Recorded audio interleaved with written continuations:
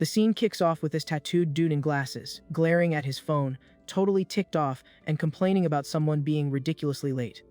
Blaming today's youth, he vents about how a Chinese spot took one whole hour just to make a single delivery.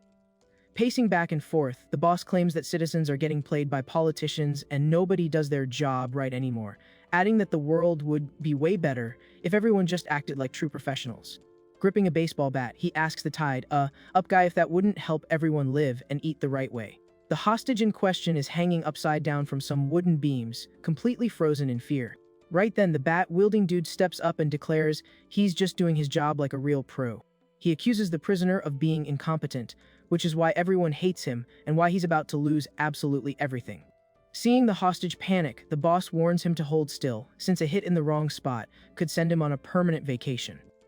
The prisoner starts freaking out and thrashing around after hearing the instructions were to torture him to the limit before wrapping up the job for good.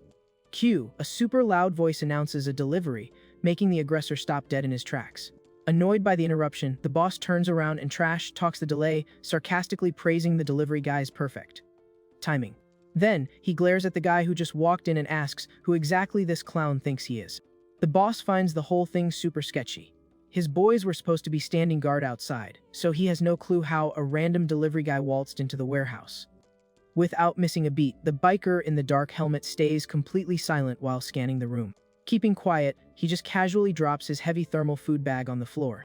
Cool as a cucumber, the delivery guy starts doing a head count of the gang members hanging around. The gang gets super confused, whispering among themselves about what this weirdo is plotting. Crunching the numbers on his phone, he counts 10 armed enemies, calculating the extra fees per person and tossing in the late-night bonus. This completely sets off the gang leader, who points a finger and demands to know what the heck he's doing there.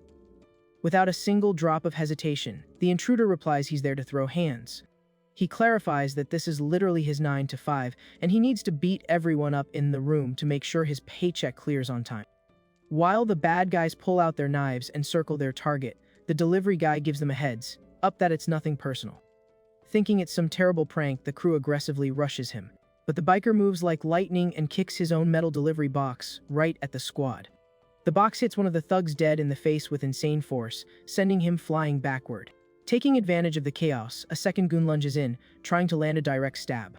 The intruder, though, blocks the hit like it's child's play, grabbing the attacker's arm without even breaking a sweat. Right after, he lands a massive punch that completely crumbles the bad guy's defense. Giving zero time to recover, the kid throws a devastating hook at another opponent, sending shockwaves through the air. An all-out brawl takes over the gloomy warehouse, with a random visitor mopping the floor with the entire gang. Mentioning he's in a rush, the delivery guy asks them to wrap this up quick because he's got another gig to get to. Inviting them all to jump him at once, he gets into a stance to finish the chore as fast as humanly possible. Shook to his core, the boss in sunglasses watches his crew getting absolutely wrecked. Full of disbelief and rage, he starts throwing insults, trying to figure out what kind of absolute monster this kid is. Seeing all his goons kissing the floor, the boss backs up in total panic, yelling that this whole situation makes zero sense. Sweating bullets, he asks who hired the intruder and how much he got paid for this dirty work.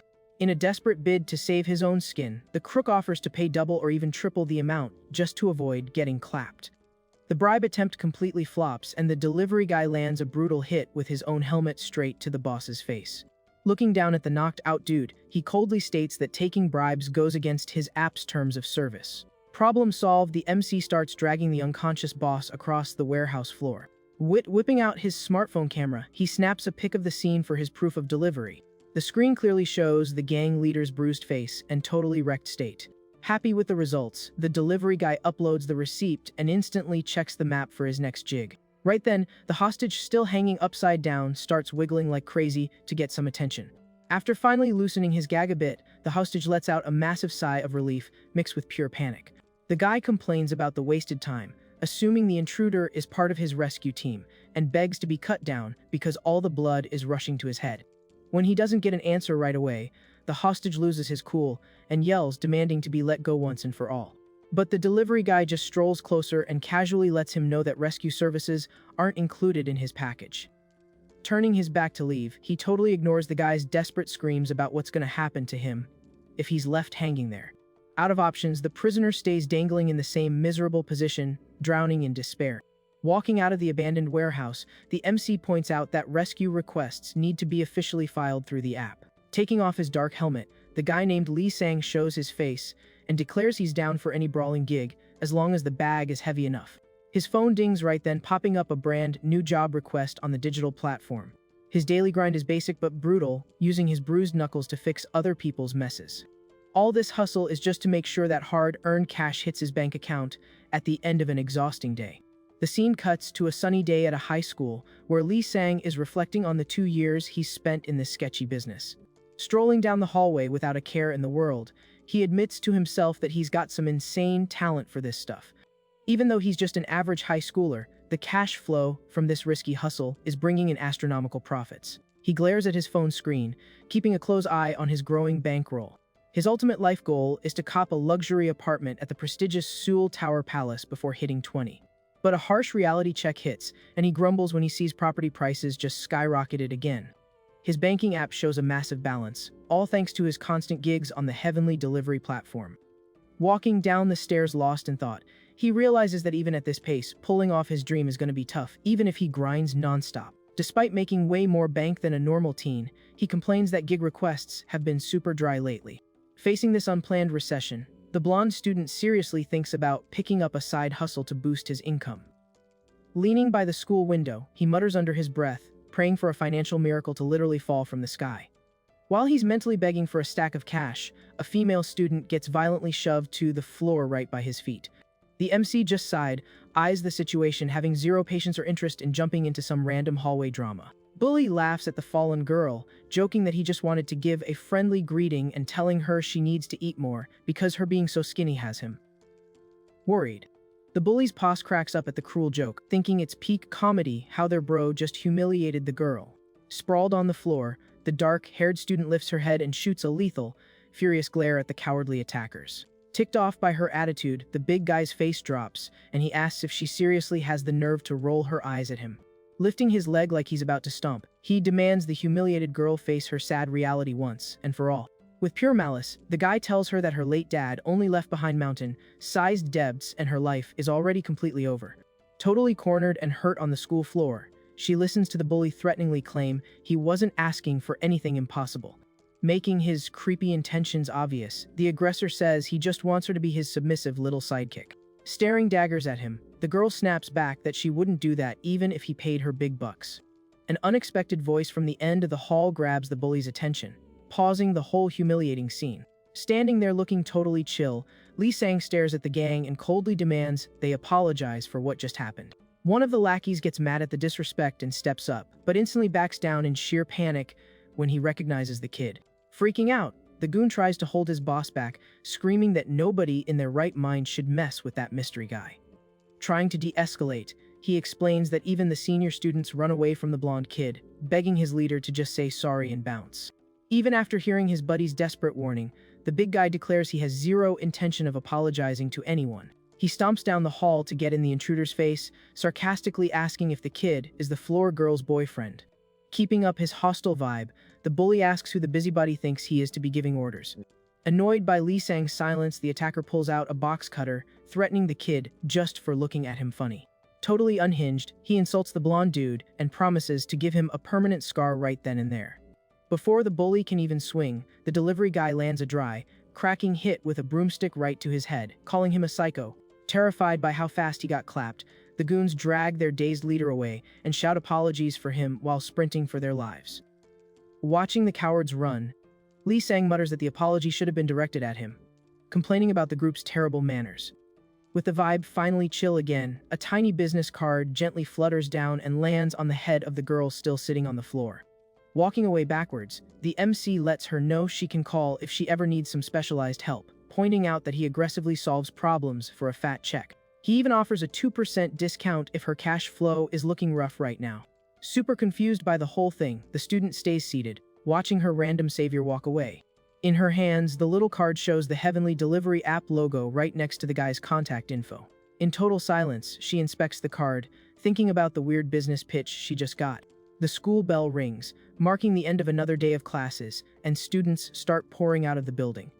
Out on the street, his phone screen lights up in the early evening, but there's no major mission alert. Bummed out by the dry spell, the delivery guy munches on a snack on a rooftop, complaining about the lack of gigs and reminiscing about how much luckier he was yesterday. Staring out at the city skyline, he lets out a heavy sigh, thinking about how exhausting and tricky it is to stack real paper. Looking at the massive metropolis packed with luxury high-rises, the kid thinks about how huge everything is. He gets hit with a wave of depression, realizing that surrounded by all this wealth, he literally owns nothing. But then, the unmistakable ping of the mission app blasts at max volume, bringing a little sprinkle of hope to his night. He quickly checks the new notification and gets hyped over the massive payout, instantly checking the client's location. Reading over the order details under the streetlights, the teen gears up for another sketchy task. Seeing the destination on his map, the student is super shocked by how out of place the location is. The mission address is literally the most expensive, exclusive residential tower in the entire rich neighborhood. Standing right in front of the giant glowing building, he looks up in awe, realizing he can barely even see the top. Adjusting his gear, the kid gets pumped about the chance to peek inside such a crazy expensive place. Then he zips up his classic orange uniform, getting mentally prepped for the mission that's about to start. Strapping on his dark helmet tight, he goes back to hiding his true identity completely. The MC also slides on his black protective gloves, making sure he won't leave any trace behind.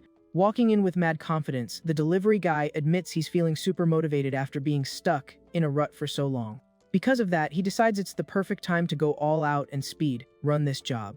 Walking through the pristine, fancy hallways on the upper floor, Lee Sang is completely laser, focused on securing that mission bag. The elevator doors slide open straight into a private penthouse, proving just how loaded this mystery client is. Standing at the penthouse door, the kid wonders why a filthy rich guy needs brawling services and who would even dare beef with someone that powerful. Not wasting time overthinking, the intruder just pushes the door open and steps into the luxury pad. Announcing his arrival nice and loud, he mentions the delivery without showing an ounce of fear about trespassing. To see better, the kid turns on his phone flashlight, finding the pitch black room super creepy and asking if anyone's home. Scanning the hostile vibe with his phone light, he steps carefully through the unfamiliar foyer. The light catches huge, insanely expensive art pieces and decor scattered across the massive living room. Right in the middle of the giant room, the kid realizes the lights were definitely killed on purpose. Complaining that he can't see squat through his helmet, he grumbles about all the fancy clutter blocking his path. Tired of squinting in the dark, Lee Sang sighs heavily and takes off his helmet to get a clear look at the obstacles. Just then, silent footsteps creep in from every direction, forming a perfectly laid trap. Out of nowhere, a bunch of masked guys in suits step out of the shadows with weapons drawn, ready to jump him. One of the intruders tries to pull a fast one and strike the kid in the back while he's off guard. Running purely on survival instinct, the MC smoothly dodges the lethal swing and counters instantly. With a heavy counterattack, the first enemy gets slammed violently into the floor, smashing the fancy furniture around them. Assessing the extreme danger, the student asks, super annoyed, what kind of crazy welcome party this is. Completely surrounded by the suits, he quickly figures out these guys definitely don't belong in such a classy spot. Totally unfazed by the incoming threat, the delivery guy checks his phone, complains about the lack of details in the order, and announces he'll have to recalculate the bill with extra fees for every enemy in the room. The masked crooks realize the mix-up, warning each other that this dangerous kid isn't the target they were waiting for. Ignoring the wrong target, the boss tells his goons to give him no breathing room and rush him all at once to put him down for good. Before the rival squad can even coordinate, the kid dashes forward and delivers a brutal kick to one of the goons. Keeping his cool during the chaos, he starts a tally of the knocked out enemies while keeping his eyes on the prize. His paycheck. Taking advantage of the split-second pause, another masked dude uses his blind spot and rushes in, trying to end the fight. The attacker curses the blonde kid with pure hatred and swings aggressively right at his head. Using his crazy reflexes, Lee Sang just casually raises his left hand, stopping the dangerous strike and grabbing the dude's arm like it's nothing. Fluid and violent, the delivery guy shatters the man's defense with a crisp hit straight to the chest. Unable to handle the sheer force, the enemy goes flying and smashes hard into the expensive living room wall. Riding his own momentum, the teen uses the environment to speed up even more. Just like that, he lands a nasty spinning strike that perfectly tags another distracted enemy in the crew. Seeing his squad get absolutely dismantled, the biggest goon realizes his boys are getting folded with zero effort. Totally chill in the face of danger, the teen casually announces he's already counted 5 KOs. As soon as the big guy charges, the student answers back by throwing a clean front kick. But the move backfires when the tank eats the hit and grabs the teen's leg with both his massive hands. Confident in his crazy durability, the big guy praises the kid's agility but warns him that fast guys usually fold when they meet real brute strength.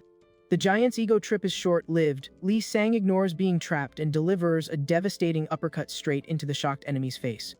Completely blindsided by the kid's raw power, the giant goon tries to compute how someone can hit that hard. But the student just groans that getting hugged from behind by other dudes like that is gross and creepy. In an explosive burst, he breaks free, throwing both attackers away while they scream in pain. Watching the total humiliation, a goon with a knife yells, asking why the rest of the squad stopped attacking. Being totally extra, Lee Sang does a "come here" hand gesture and asks if the masked guy wants him to walk over there and settle it. The thug gulps hard and backs away panicking, cursing the kid for being so cocky. Silence completely takes over the fancy hallway outside the penthouse. Until a massive crash blows the elevator doors wide open, right as the goon gets chucked against the metal.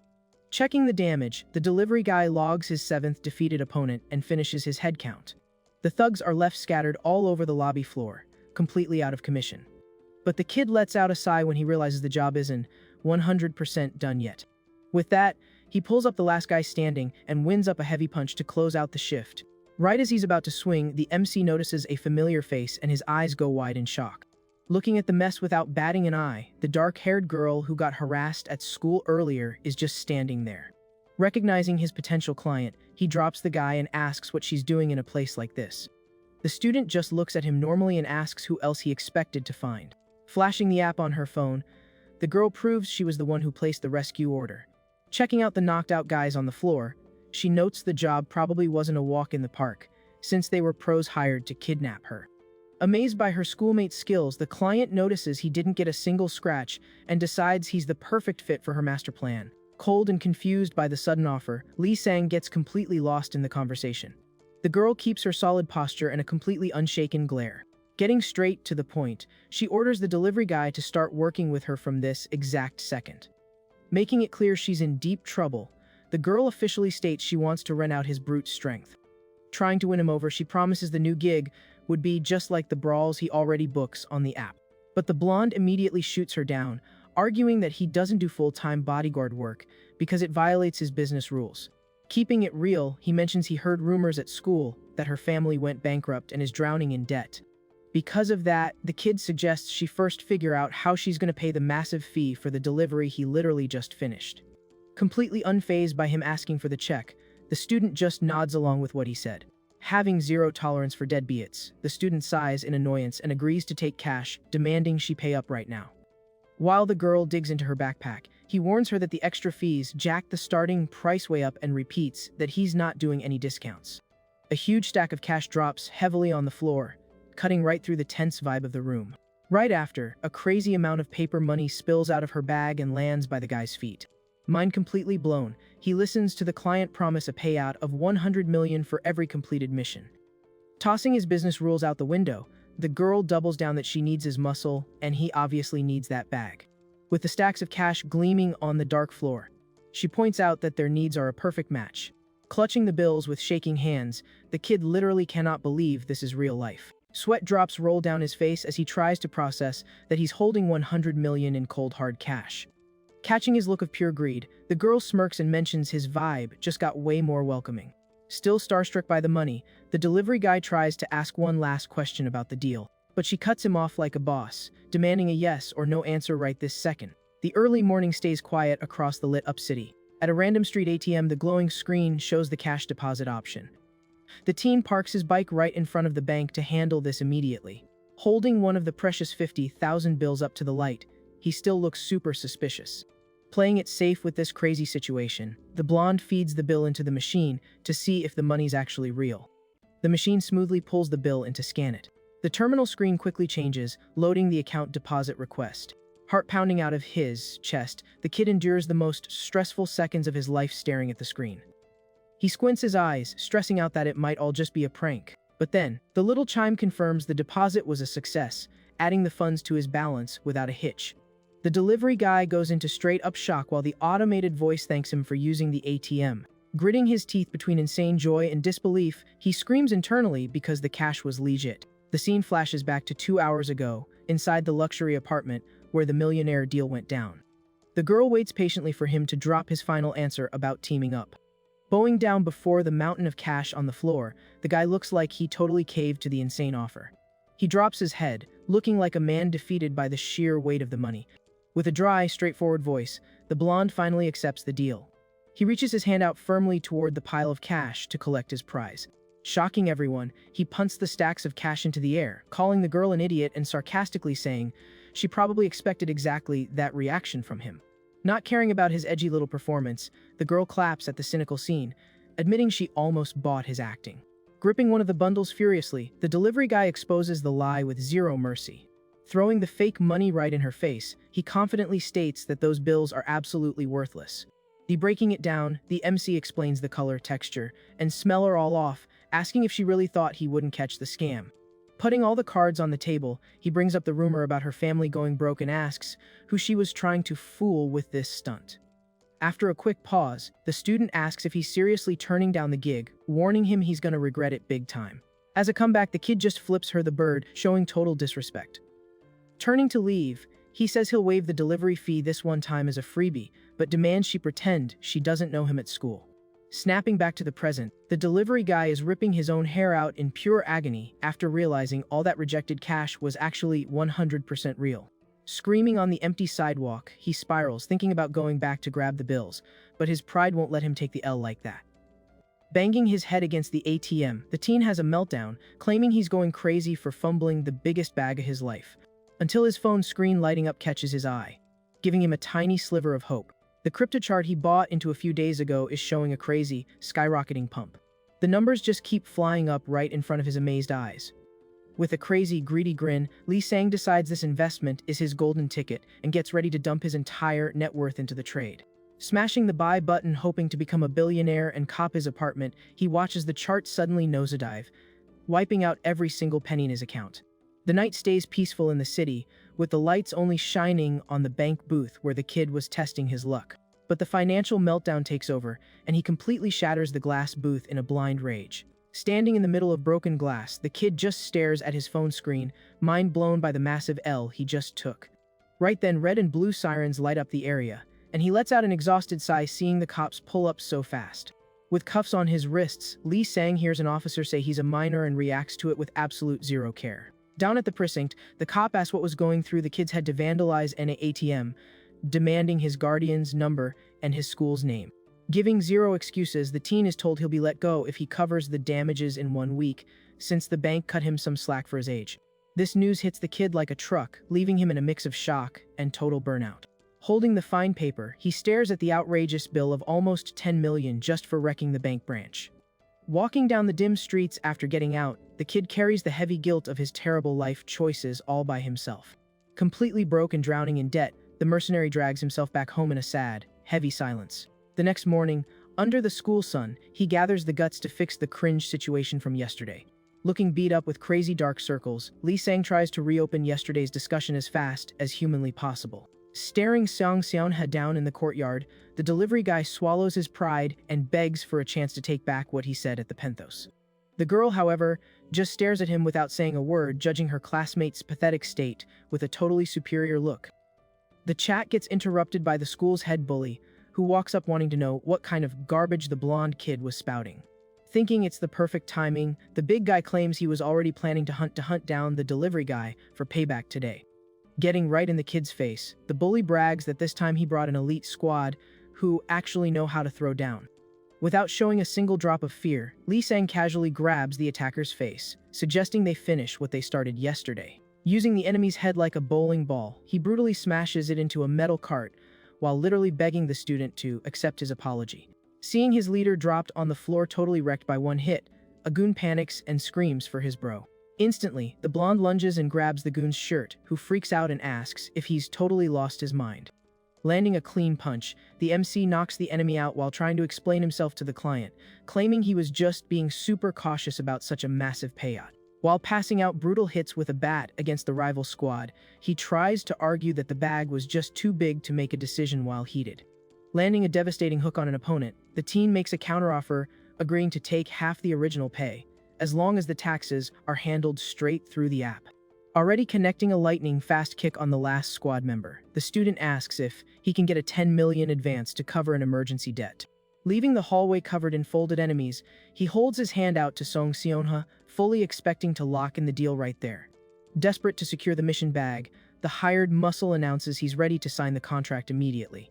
Keeping her usual ice-cold vibe, the girl calmly raises her hand in front of him. Totally shocking the guy, she just walks right past him, ignoring his handshake with absolute zero care. Ticked off by the rejection, Lee Sang grabs the girl's shoulder and protests out loud, reminding her she literally said she needed him. Stopping in her tracks, the client turns her head and shoots a lethal glare right at the anxious delivery guy. Bossing up and skipping the small talk, the student throws it in the guy's face that he acted all superior and dismissive from day one. The kid loses his cool facade listening to her lecture, where she asks if that aggressive attitude is how you asked for a favor, telling him to beg properly. Annoyed about getting yelled at in public, he argues they're the same age, but the student coldly reinforces their business dynamic, demanding respect and calling the guy ill-mannered. Not wanting to waste any more time, she keeps walking and warns him the massive deal is off if he doesn't figure out how to act right. With the cocky big guy still out cold on the floor looking pathetic, the duo walks through the courtyard ironing out the business details. With the partnership locked in, the girl digs into her backpack for the job intel. Pulling out printed papers the target's info, she drops the name Hyo Min Seop and his classroom number. The delivery guy is actually impressed by how hardcore his new boss is for deciding the bully needed some serious payback. Far away from there, the scene shifts to a fancy golf course baking under the sun. Guys in suits are kissing up to the corporate director, hyping up how perfect his swing was on the flawless green. Holding his long club, the mobster keeps his face turned, only caring about the rich man's game. Having zero patience for his underlings' fake hype, he aggressively asks if he looks happy, shutting the goons up instantly. Chain, smoking his cigar, the boss grumbles, looking super annoyed with his problems and not caring who is to blame. Flexing his status as the big boss of Yonggang Steelworks, Hyo Yonggang rants that the world is packed with useless people who don't even earn their paychecks. Right then, the phone in his crisp white pants starts vibrating like crazy, stealing his attention. Grabbing the tiny device, the leader notices the call is from his precious son. Switching up his vibe instantly, the executive sounds super happy, hyping his kid up, lovingly asking if he needs some extra cash. On the other end, a crying, desperate voice screams for his dad, begging for help. Hiding terrified in a gross bathroom stall, Min Seop cries non-stop, swearing he's gonna ruin Seong Sauna's life for revenge. Hearing that name drop between the sobs, the businessman squints, realizing it's the exact same girl he'd been hunting down. Bawling his eyes out, the kid explains that the student paid a pro to jump him, and they humiliated him by shaving his entire head. Staring at his phone screen, the teen sees the pic of himself passed out with the embarrassing haircut plastered all over social media. Totally crushed by the internet cancellation, he screams, asking how he's ever supposed to show his face at school again. Listening to his son's sob story without saying a word, the mobster takes a drag from his cigar with a calmness that is honestly terrifying. Turning his back to the trees, the dad calms the kid down, promising he'll handle everything real quick. After making the dark promise, the tycoon aggressively hangs up the long call and shoves the phone in his pocket. Processing the latest tea, he mutters darkly that this broke girl actually had the nerve to mess with his precious hair. Looking back at the massive green, the scene reveals several guys buried up to the grass, while the boss coldly asks how they plan to make up for their failure. One of the gag dudes has a golf tee dangerously balanced on his head, listening to the boss call them worthless trash for charging top dollar just to lose to a little girl. Zero empathy, the executive lines up his shot perfectly and swings the metal club with brutal force right at the lackey's face. The heavy hit smacks the ball right off the terrified guy's head, proving how much violence is hiding at this fancy country club. Watching the ball soar away, the mob boss praises his own swing, flexing his massive ego. Standing nearby, a chill guy wearing blue biker gear and goggles admits the sport looks way easier from the sidelines. Identified as the new rider Bae Minjin, the kid smiles and confesses he thinks it's way more fun to just keep using his hands to hurt people. Agreeing with the weird kid, the company director states he hired him exactly for that dirty work and signals to a goon. Instantly, an expensive briefcase pops open in front of the delivery guy, flexing a massive amount of cold hard cash for the job. Laser focused on the money, the suited businessman promises an even bigger payout if the kid wipes the girl off the map without a trace. The weird biker thinks about the offer in silence, judging this whole flex of cash and power. Slicing through the tension on the course, the mercenary lets out a loud laugh, totally roasting the dramatic show these boomers put on. Pointing his right finger at the exec, the kid jokes that nobody does deals with old, school movie briefcases anymore. Flashing his phone screen, Minjin explains that top Tier brawlers take secure jobs through the Heavenly Delivery app, asking if he seriously has to teach these boomers how to use tech. Losing his mind over the disrespect, a goon grabs the kid's neck, but the writer couldn't care less and calls the whole company incompetent for lagging. Pulling the collar of the blue uniform, the suited guy demands the kid shut up, asking if he has any idea how dangerous it is to poke the wrong beer. Keeping the chaos going on the golf course, Bei Minjin throws a lightning fast strike to swat the violent security guard's arm away. The biker coldly warns the suited guy to never dare touch him again. Holding his injured hand and yelling for the boss, the guard listens to Minjin roast them, saying the company's service is garbage exactly because their managers are useless. The president admits they fumbled the situation and decides to just dump the whole problem into the mercenary's lap. Already strapping on his helmet, the writer agrees and lets him know he'd rather wrap this case up ASAP. Scrolling through Song Xiaona's file on his phone, he brings up the rumor that the girl hired a 24/7 delivery guy for protection. The biker's gaze stays locked and focused behind the dark visor. Not caring about the game plan, the executive says the kid can handle it however he sees fit. Lighting up a cigar, the tycoon just asks that the job gets done without leaving a single crumb of evidence. With the deal closed, the biker taps his phone to officially accept the mission. Flashing a fun but psychotic smile, Minjin locks in the contract. The app screen confirms the 50 million payout for the accepted gig. Far away from there, Lee Sang checks his own phone and declares that all delivery payments gotta go straight through the system. The guy doubles down on the service rules, making it clear he can't pick up any side quests during this shift. Pointing her finger like a boss, Song Xiaoha orders that no matter what happens, he has to stay glued to her side 24/7. To make sure the new hire follows orders, the student demands he swear an oath to stick to the rules.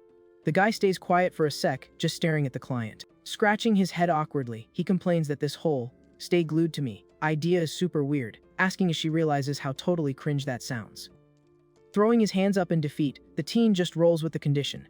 Standing her ground, the girl insists he make the oath official. Beat down by the exhaustion, Lee Sang taps his phone to confirm the whole thing. Watching the pop up on her screen, Song Xiaoha announces that from this second on, he's her exclusive delivery guy. Walking next to his boss, the delivery guy is stoked about locking in the flat rate but stresses over his bills at home and thinks about asking for an advance. Trying to kill the awkward vibe, he asks when the next delivery is, hinting he's even down for basic food runs. The client stops walking and asks where he thinks he's going, pointing out that the way to school is literally in the opposite direction. Straight up, she announces she's heading to work. Absolutely mind blown by the audacity, Lee Sang asks if she's telling him to skip class, screaming that he desperately needs his perfect attendance award. Ignoring her employee's meltdown, the student changes the subject, asking if he parked his bike nearby. With zero options, the teen rides his little motorcycle through the city with the client chilling on the back. The ride takes them straight to the front gates of Tangio High School. Inside a dark classroom at the school, a bunch of terrified students are being held hostage by a gang of bullies.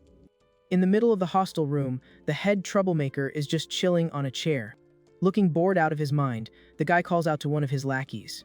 He asks his bro what was said to make the victims shake in fear like that, swearing he was being super polite to everyone. Staring at the hostages, the bully jokes that they all came here on their own, asking why they're frozen in panic.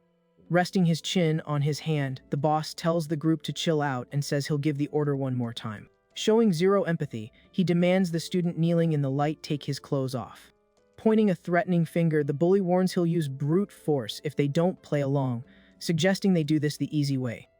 The tension gets shattered by Lee Sang's random entrance, announcing his delivery in the middle of the room. Checking his phone data, the delivery guy confirms the name Song Jiangsu, 3rd year, class 7. The gang boss is completely lost trying to process the break-in. The bully tries to make sense of the scene, complaining it's still morning and telling the intruder to drop the food and bounce. Ignoring the command, Lee Sang rushes the target with unbelievable speed. The kid throws a straight punch right into the enemy's face, letting him know the delivery was meant specifically for him. The heavy impact sleeps the attacker instantly, making the rest of the gang throw their hands up in total surrender. The path clear, Song Xiaoha casually walks into the dark room. Strolling past the shivering bullies, the boss asks if her partner followed her orders to a T. Flashing a thumbs up, Lee Sang drops a huge smile and confirms the express delivery was a massive W. Right after, the delivery guy crouches down to grab the knocked-out leader's phone off the floor. The kid tries to use the bully's busted-up face to bypass the biometric lock. It completely fails because the phone can't even recognize the target's swollen features. Faced with this tech issue, the student lets out a frustrated sigh. She scolds her employee, asking if he's a total noob, explaining she told him to spare the face literally so Face ID would work. Taking advantage of the distraction, the leftover goons whisper about making a run for it or jumping the girl. Catching their cowardly vibe, the girl snaps their attention back with a harsh tone. Standing by her bodyguard, she demands the boys spill which schools the girls they dragged here came from. With the intel secured, the boss points her finger and drops a strict new order. The girl forces the bullies to kneel in the corner with their hands in the air. Glancing at Lee Sang, she warns him that if the bullies drop their arms, he's the one catching the punishment, making the kids say, "Hi's ma'am," real quick. Suddenly, the mercenary notices something weird in the room and mumbles in confusion. Checking her phone screen, the student declares it's time to bounce because they still have a ton of work to do today. The scene hard cuts to the front of another local school. Inside a classroom, a bald bully asks who ordered delivery before lunch, wanting to know who the cocky intruder is. Not wasting time chatting, Lee Sang tags the target perfectly, dropping Jung Seongwon, the third-year bully. Holding up the knocked-out student, the delivery guy snaps the classic proof pic to wrap up another successful mission. At yet another school, a student sprints desperately through the halls screaming for help. The terrified kid skids to a halt right in front of the teacher's lounge, begging for someone to save him. Freaking out, he yells for help, saying some lunatic broke into the building and is just attacking everyone. But a clean hit brutally silences one of the teachers. Sitting on top of the folded staff member, the mercenary apologizes for the mess and jokes they were just playing a little game of cops and robbers. The photo receipt captures the exact second Im Gangju gets finished off by the ruthless delivery guy. On the next drop, Kim Cheonjae also eats the floor after taking his ordered punishment. The hunting spree stays intense, stacking up humiliating pics of Yoon Dojin and Go Dongpol getting folded by Lee Sang's raw power. To finish the sweep list, the leader Ju Janghun is forced on his knees while the orange-suited intruder snaps one last victory selfie. The app screen shows the final photo receipt, closing out a crazy long and profitable day of dirty work. Lee Sang's backpack gets dumped upside down, spilling all the stolen phones onto the bottom of the storage unit. The trunk lid gets slammed shut after stashing the loot. Right then, Song Seonha says there's only one stop left to finish the day's grind, telling him to stay sharp.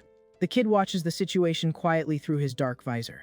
Already sitting on the bike, he kills the silence by asking if they're officially a duo now. The boss hits her partner with a confused look, asking what exactly he's getting at. Scratching his head, the delivery guy explains he's cool with taking orders, but feels like they're missing a shared end goal. Tapping his helmet, he insists that contract partners should at least know what the end game is. Without missing a beat, the student makes it super clear they aren't a team, let alone partners. With a piercing analytical stare, she reminds him their whole dynamic is purely transactional and anyone can pull the plug on the deal.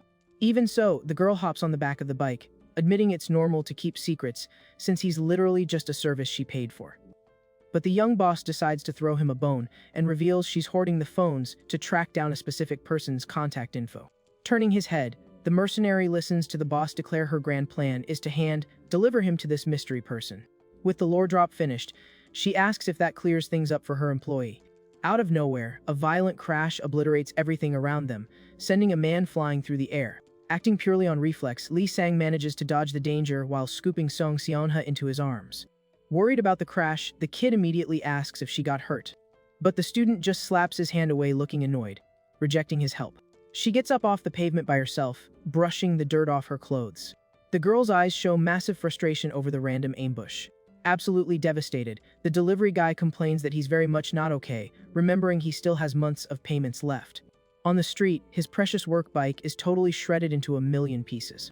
From inside a nearby van, Hyo Min-seop points his finger and screams, confirming those are the targets they were hunting. The bully aggressively presses the driver, asking why he didn't just run them over right away if he wanted to get paid. Staying totally chill, the old guy at the wheel smiles and apologizes, claiming he's just a little rusty. Stepping out of the ride without rushing, the driver tells his impatient client to chill in the car for a sec. He pops the back door of the delivery truck open like it's a regular Tuesday. Opening the cargo space packed with packages, the old man says he'll drop off the delivery and ship the targets to the kid shortly. On the street, the screen of one of the collected phones is completely shattered. Holding the busted device, Song Seonha angrily realizes all the phones got destroyed in the crash too. Focused on the massive L, the student realizes this is way worse than she thought. She spots the Godu Logistics logo and complains about their awful luck running into these guys. Instantly, the boss warns Lee Sang to be super careful around this shoddy company. Marching toward the truck, the kid yells at the old man, totally ignoring her warning. Blinded by rage, he demands the boomer pay up for the wrecked bike if he doesn't want things to get ugly. Unfazed by the threat, the driver keeps digging through the boxes in the back of his truck looking for something. He tosses a few tools aside, muttering that they won't cut it for this gig. Until he finally finds the perfect gear for the occasion and nods, looking satisfied. Pulling out a massive chunk of raw wood. The veteran decides he's going to work with that today. Ticked off, the delivery guy yells that his bike was a custom one, of one build. Pointing his finger, the teen announces he's also charging a fortune for emotional damage. Zero warning, the old guy launches a devastating attack, swinging the heavy wooden log. The driver sighs, complaining it's been way too long since he used this weapon and he lost his aim. With a cocky smile, the veteran tells the kid he only survived because the swing barely missed. Lee Sang's gloves shake a bit after blocking, while the old man warns that acting tough won't let him survive long in this game. With the concrete cracked from the insane impact, the veteran says the kid should have dodged instead of trying to tank it. The kid's glove rips, showing the insane pressure he just took on. Resting the weapon on his shoulder, the old man says he gets it, noting that young blood boils hot and every kid wants to flex. But his vibe gets super dark when he warns he's seen a lot of impulsive kids end up 6 feet under. Getting his swagger back, the teen just dares the driver to swing again. He admits he misjudged the distance, promising he'll block it perfectly this time. The old man's eyes shift instantly, dropping into a laser, focused and incredibly lethal stance. Rushing in full throttle, the veteran doubles down on his warning that trying to flex only leads to tragedy. Another brutal swing cuts through the air, aimed straight at the target's head. Without taking a single step back, Lee Sang raises his arm to eat the hit head on. The clash is deafening, totally shattering the thick wooden log in a split second. The driver's eyes pop, completely mind blown by his opponent's ridiculous durability. Keeping his guard up, the kid confirms he finally gets how the enemy's strength works. As the dust settles, he guarantees he's got the boomer's timing down to a science. Taunting the veteran, the delivery guy tells him to grab something else, promising to snap whatever gets thrown at him. The veteran stares at what's left of his weapon, trying to process the kid's raw power. He lets out a snort, finding this whole wild situation pretty hilarious. Holding the broken handle, the driver confesses that watching this kid fight reminds him of his own reckless younger days. Thinking back, the man admits he has no clue how he survived back then, risking his neck for no reason. Just then, Hyo Min-seop steps out of the truck and hits the pavement looking nervous. Hiding behind the vehicle, the cowardly bully begs the old guy to wrap this mess up already. Out of patience, the old man tells the kid to man up and help fight instead of just whining. Mad about getting ordered around, the spoiled client screams that he's paying for this and demands a full refund for the trash service. His answer is a violent hit that drops the entitled student right onto the floor. Looking at the folded kid, the driver asks if he's ever worked a day in his life, noting how soft he was raised. The veteran grumbles that parents these days ruin their kids, spoon-feeding them and making them soft. Glaring at the terrified client, the old man harshly asks if he even knows what carrying real weight means. Across the street, Seong Seona screams her bodyguard's name, pulling focus back to the real issue. The delivery guy turns to his boss, waiting for the next play. Showing zero mercy, the student forbids him from letting his bruised ego get in the way, demanding he act like a real pro on the clock. The student says the odds are way too bad to settle this just throwing hands, ordering him to fall back and read the room. But the delivery guy refuses to back down, stating that brawling is literally his domain. With a furious glare, the girl tells him to not even think about lecturing her while on the job. Holding a massive spiked weapon, the guy mutters about how rude she is to him. Not wasting a second, the kid spins the heavy gear and launches a brutal attack. The spiked metal ball rips through the air at crazy speed, right at the enemy. The veteran reacts fast, swinging his makeshift bat to try and parry the hit. Caught off guard by the sheer force, the old man lets out a gasp of pure shock. The impact completely crushes the driver's weapon, who praises the kid's determination to keep his promise. With the delivery guy crouching on the pavement, the veteran admits he's really vibing with his attitude. Staring at his own wrecked gear, the older man wonders what the heck those kids' fists are made of. At that moment, the rich client yells from the back, telling the old man to attack faster and stop leaving openings. Panning and annoyed, Min-seop complains it's unbelievable the boomer doesn't know how to do his job right. Losing all patience with the brat, the driver calls him trash and tells him to do it himself then. Totally losing it, the spoiled student hurls a cardboard box at him and screams that he's fired. Getting rained on by boxes, the driver sighs, complaining that Gen Z has absolutely zero respect. One of the packages flies straight at the helmeted delivery guy. Using the distraction, the kid lunges and punches the box mid-air with crazy accuracy. The overpowered punch rips through the cardboard, scattering stuff everywhere. Seeing the kid's agility, the old man's eyes go wide, slightly impressed. In a flash, the old man skewers one of the boxes with the tip of his wooden stick. Using the item like a projectile, he swings the weapon with extreme force. But the mercenary intercepts the strike, snapping the wood clean in half. Through his dark visor, the kid's eyes stay locked and laser, focused on his opponent. The veteran stares the young guy down in silence, flashing a smile like he just found a solid challenge. With a fluid motion, the driver bats more heavy objects right at the kid. Refusing to back up, Lee Sang throws a straight punch, blocking the frontal assault. Meanwhile, the cowardly client keeps dumping the truck's entire inventory onto the street. Taking advantage of the infinite ammo, the old man uses his stick to bat the boxes at high speed like he's playing baseball. An insane combo, the delivery guy fires off dozens of punches, totally obliterating every package flying his way. The kid's fist punches right through the last cardboard box like it's nothing. Switching up his strategy, the old man kicks a heavy metal sheet off the ground straight at his opponent. With a massive bang, the kid crushes the metal right into the asphalt using just his bare hands. Gritting his teeth, the driver realizes brute strength just ain't gonna cut it. Gathering every ounce of strength he has left, he lifts a massive concrete street sign. The ridiculously heavy object gets launched with devastating violence. Keeping his stance rock solid, the blonde blocks the solid chunk, triggering an explosive impact. The concrete barrier gets deflected away, crashing heavily onto the street. Sweating bullets, the veteran takes a deep breath, looking completely gassed. Sprawled on the asphalt and totally wiped out, Minsiot pants and says he's out of boxes. Tossing his busted helmet aside, the mercenary says that counts as payment for the wrecked gear. Flashing a confident smirk, Lee Sang declares it's time to settle the tab for the bike. The old man's face twists in sheer terror as he recognizes that cocky vibe, remembering that people who flex lose everything. Memories flood the driver's mind as he pulls the brim of his cap down. 30 years ago, a young Kim Tae-soo told his boys to fall back, claiming he could handle the job solo. His old crew begged him to quit playing around and stick to the plan, warning him that going solo would end in a total disaster. They were staring down a single enemy in a dark warehouse, remembering the target was a pro hired by a massive corporation. The mystery enemy's eyes glowed with an insane intensity in the pitch black. But young Tae-soo just laughed it off, asking if his bros had ever even seen a real fight up close. Flashing an arrogant grin, he claimed showing off was for people with zero talent, and that didn't apply to him. But reality hit hard, showing all his allies brutally folded while the enemy was still standing without a scratch. The corporate monster just stared down at the young guy on his knees with dead, empty eyes. Completely frozen in fear, Tae-soo listened to the guy agree he was sick and tired of old heads telling him to stop showing off. The enemy noted how crazy it was that people said that with a straight face, even knowing they stood zero chance. With a sick, sadistic smile, the guy revealed that all the annoying veterans were already permanently logged out. He admitted to handling a few personally, letting the young guy know he was only sparing him, because he was the only one he could talk to. The enemy told him to keep flexing for the rest of his life, just to prove the old heads were right all along. Snapping back to the present, the old man reflects that after that tragic day, he completely dropped his aggressive fighting style. Taking on a basic life, he threw everything away and started living in the shadows as a regular delivery guy. All of it was driven by the absolute terror of crossing paths with that invincible monster ever again. For 30 long years, he avoided eye contact with everyone just to dodge any dangerous beef. But fate pulled a sick joke, making him bump into a kid with the exact same aura right in the middle of the street.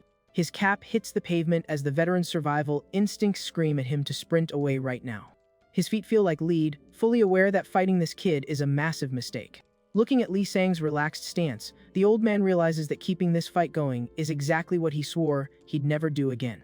Going against all his fears, the boomer puts his guard up in a classic boxing stance, ready to throw down. Seeing the vibe shift, the mercenary cracks a slight, hyped-up smile. Gritting his teeth, Tae-soo asks himself if his midlife was even worth it. Clenching his fists tight, he decides there's zero joy in living your whole life running away and getting old like a coward. Fueled by a new drive, the driver charges in, knowing that backing down here would make him a loser for life. Throwing a punch loaded with 30 years of repressed anger, the old man yells that, back in the day, he hit just as hard as the kid. Finding the enemy's guts hilarious, Lee Sang praises him, saying it's the first thing the boomer did today that he actually respects. The veteran's fist cuts the air with crazy speed, aiming straight for the teenager's face. But in the blink of an eye, the delivery guy reacts faster and lands a devastating hook right on the old man's jaw. Unable to tank the raw force, the guy is sent flying, while the blonde calmly wraps up his shift. Brushing off his glove after the brutal W, Lee Sang tells the knocked out boomer not to stress about paying for the bike. The kid casually turns his back, mentioning he's about to cash out a fortune and is waving the debt out of the kindness of his heart. Watching the scene from far away, Heo Minseop totally loses his mind, screaming and calling them both trash. The delivery guy just glances over his shoulder, noticing the preppy client having a total meltdown. In pure panic, the cowardly student grabs Song Seonha from behind, taking her hostage and screaming at the mercenary not to move an inch. The guy presses a knife right up against the girl's neck, threatening to do something crazy if they try anything. Sweating and panting, the rich kid demands to know where his phone is before he completely snaps. Without showing a drop of fear, the mastermind raises her hand and grips the attacker's blade tight. Taking the opening, the young boss delivers a vicious headbutt straight to the amateur kidnapper's face. The sudden hit makes the bully drop the weapon instantly as he stumbles back in pain. Minseop hits the pavement totally dazed, while the student casually fixes her posture. Catching her bodyguard's shocked face, she asks if he really thought she'd just walk around without knowing how to throw hands. Adjusting her backpack strap, the girl states that in a fair one-on-one, she can easily handle her own business. The empty street becomes the stage for the hero's total humiliation, with the abandoned truck sitting right behind him. Walking up to the knocked-out enemy, the delivery guy lightly steps on his head, just to make sure the threat is totally muted.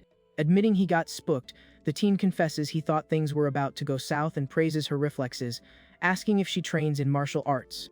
The student just turns her back and walks away, totally ignoring his comment. Scattered across the street, all the phones they spent the day collecting are totally busted and trashed. The kid stares at the financial ruin in silence, realizing the main quest just took a massive hit. Trying to lighten the horrible mood, he argues that accidents happen, claiming nobody could have predicted that random ambush. Pointing his finger, the blonde reminds her he was hired to throw hands, not to bodyguard objects, demanding they stick to the deal. Ignoring his excuses, Seano walks up and grabs her employee's gloved hand. The random contact leaves the mercenary frozen, just staring at his partner's weird behavior. Looking at the hand that tanked a literal wooden log, the girl quietly asks if he's okay. Shook by the sudden care, the guy stays quiet, trying to process this super rare moment. With a bright red face, he stutters that he's doing great, totally tricking himself into thinking his boss actually cared about him. Dropping his hand instantly, the student slaps her own forehead and sighs in pure frustration, calling him a mythiad. She loses her cool and screams, asking if he's made of titanium, explaining that if he had gotten hurt, the contract would have been instantly voided. Walking away again, the girl warns him this is his last strike and threatens to fire him if he tries to play the hero again. Following his boss with an awkward laugh, the delivery guy takes the L and promises he won't fumble like that again. Still on the pavement, the old driver smiles like an old friend, commenting on that youth energy and telling the girl to go easy on her boyfriend. The veteran genuinely thanks the kid, admitting the brawl literally brought his old spirit back from the dead. Listening to the grounded man, the teen hears a promise that he'll get some premium intel as a thank you. Taksu tries to get up, groaning that he can't feel his body, but the kid coldly rejects helping him out. Walking off with his boss, the blonde ignores the boomer and complains his bike is toast, asking if the next spot is too far to walk. Watching the duo walk away, the driver warns that these kids are marching straight toward their own game over. He swears he isn't just trying to scare them, dropping the bomb that their names just hit the priority delivery hit list. The weird phrase makes the duo freeze instantly and look back for an explanation. Rubbing her temples, the student realizes things escalated way faster than she thought, totally wrecking her game plan. Annoyed by the cryptic talk, the mercenary asks why they're chatting like he's not even there and demands to know what the list is. The breakdown reveals that this type of bounty goes out to every registered rider at the exact same time, triggering a battle royal for the target. Panic hits the girl as she confirms they just became the grand prize for every hitman on the server. Doubling down on the threat, the veteran warns that they're going to get hunted down relentlessly all day long. The heavy news makes the teen drop his head, hiding his face in the shadows while he processes the danger. Suddenly, Lee Sang looks up with a totally unhinged smile, thinking this update is an absolute win. Clapping his hands, he celebrates that the enemies are going to deliver themselves right to him, bringing in free money with zero effort. Dragging the hostage by the shirt, the brawler hopes the next guys are built different and suggests the student lock in a permanent partnership. Thinking the kid is an absolute psycho, Takesel laughs, admitting he wishes he had that kind of blind confidence. The pitch gets instantly rejected by Seonha, who tells him to stop dreaming and forbids him from acting like they're equals. The old guy just stays lying on the street, watching them bicker. Right then, a leather object gets tossed into the middle of the road, catching everyone's eye. A thick, metal-studded collar lands on the concrete, making the girl's intentions crystal clear. Staring down the mercenary, she warns him she'll only keep him around if he agrees to literally be her guard dog. The heavy vibe is broken by the old man raising his hand, wanting to chime in. Shooting his shot with the young girl, he swears that if he were younger, he wouldn't hide how down bad he was. Tired of the clown show, Lee Sang ignores the driver and accepts the collar humiliation, just begging her to queue up the next job. With the deal locked, the client checks her list and announces they have zero time to waste at the final stop. The delivery guy chokes up the enemy's neck and gets ready to power through the exhausting mission. Twirling the leash in her hand, the student figures this hostage can replace the busted phones. Her eyes go dark, locking onto her goal of finding that mystery contact. Waking up in full panic mode, Min-seop hears the girl swear she's gonna extract the intel out of him by force. The orange sunset takes over the sky as they march toward the final boss fight. Standing outside the gates, the kid looks confused and asks if this is really the last stop. Checking her phone, the boss confirms the GPS and warns that the final drop is going to be the hardest. The building glowing in the evening light is literally the exact same high school they both go to. Triggered, the teen complains they could have handled this hours ago and demands his perfect attendance points. Keeping it logical, the girl explains that causing a scene at school would attract too much heat, so she saved it for after hours. Surprising the duo, Taeksu pulls up hunking a delivery cart, bragging that he tied the package up nice and tight. The client thrashes around in the back of the truck, completely wrapped up in tape. Impressed by how ruthless the boomer is, Seonha praises his lack of empathy and confesses that fearless guys are exactly her type. The old writer doesn't miss the chance to flirt back, joking that a 30-year age gap is just a number. Spotting some tracks, the blonde sees blood and dust by the entrance, guessing someone else already threw down here. The student agrees, keeping her guard all the way up knowing the danger. The camera pans to a motorcycle parked super suspiciously near the front gate. Pointing out the target, the boss aims at the unlit windows on the 5th floor, where the student council chills. Scanning the building, the girl notes the room usually has the blinds drawn, but thinks it's super weird that the lights are blazing and everything is wide open. Walking down the hall, she figures out someone beat them to the punch to stop the delivery from happening. With an analytical glare, the boss realizes their squad might actually be the ones getting ambushed. Spotting a silhouette in the shadows, she concludes both things are probably happening right now. The new enemy rocking a light jumpsuit complains about the weight and casually drops that he already wiped everyone in the council room. Overflowing with sarcasm, the biker admits he got bored waiting and decided to fold the rest of the students for fun. The old driver sighs in relief finding out the school is empty at night, while the girl looks totally shook. Ignoring their chat, the assassin walks toward them complaining about how clueless the boomer is. Taeksu points a furious finger, warning that hitting targets off the contract breaks the code, and proves the kid is a total fraud. Out of patience for the lecture, the rival rider cracks his knuckles to attack. In a split second, he dashes at breakneck speed, swinging his weapon right at the old man. The intruder clowns the boomer's speech, telling the old guy to quit yapping. From the sudden hit, the driver takes a lightning, fast strike to his right arm, instantly bleeding. Walking past the folded boomer, the biker checks his phone and announces he doesn't care about random NPCs.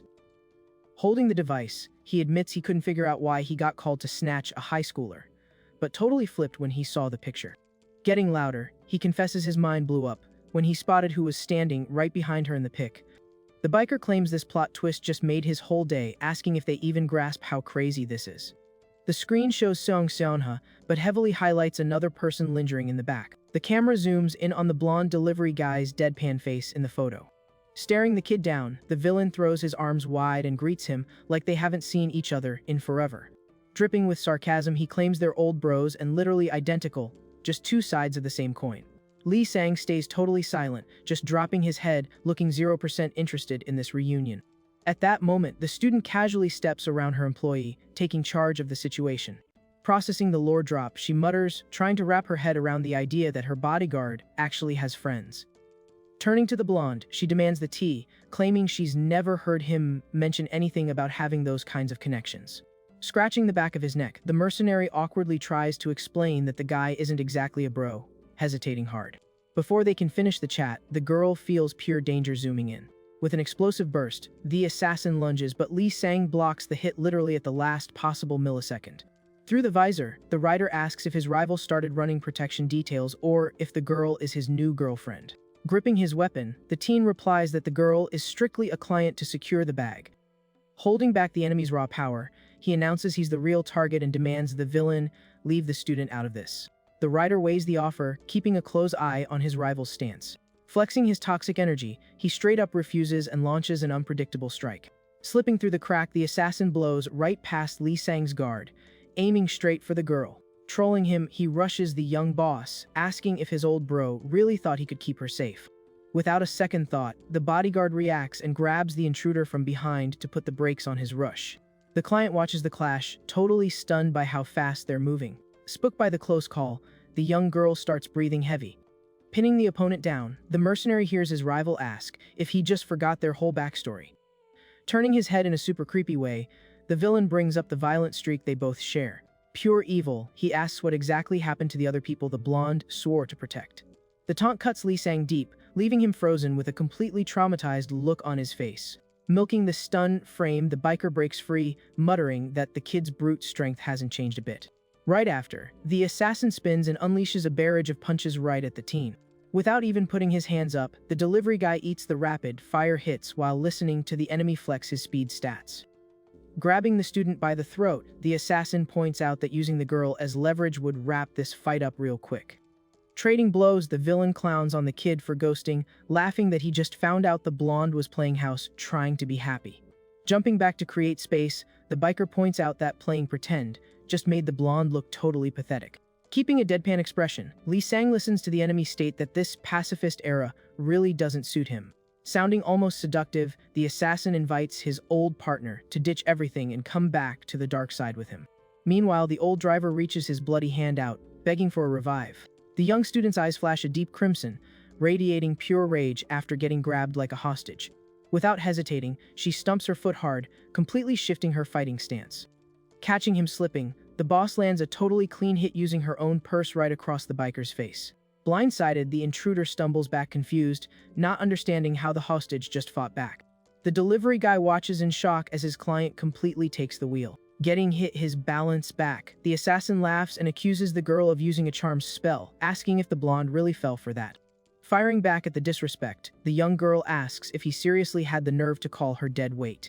With her eyes practically glowing, Song Sonha drops into a menacing stance and dares the villain to say it to her face again. The student's aura is so suffocating that the biker's eyes go wide, sensing the massive red flags. Cracking her knuckles, the boss gets ready to settle the score with the crook herself. Finding the whole thing hilarious, the writer gets into a fighting pose, totally mocking her confidence.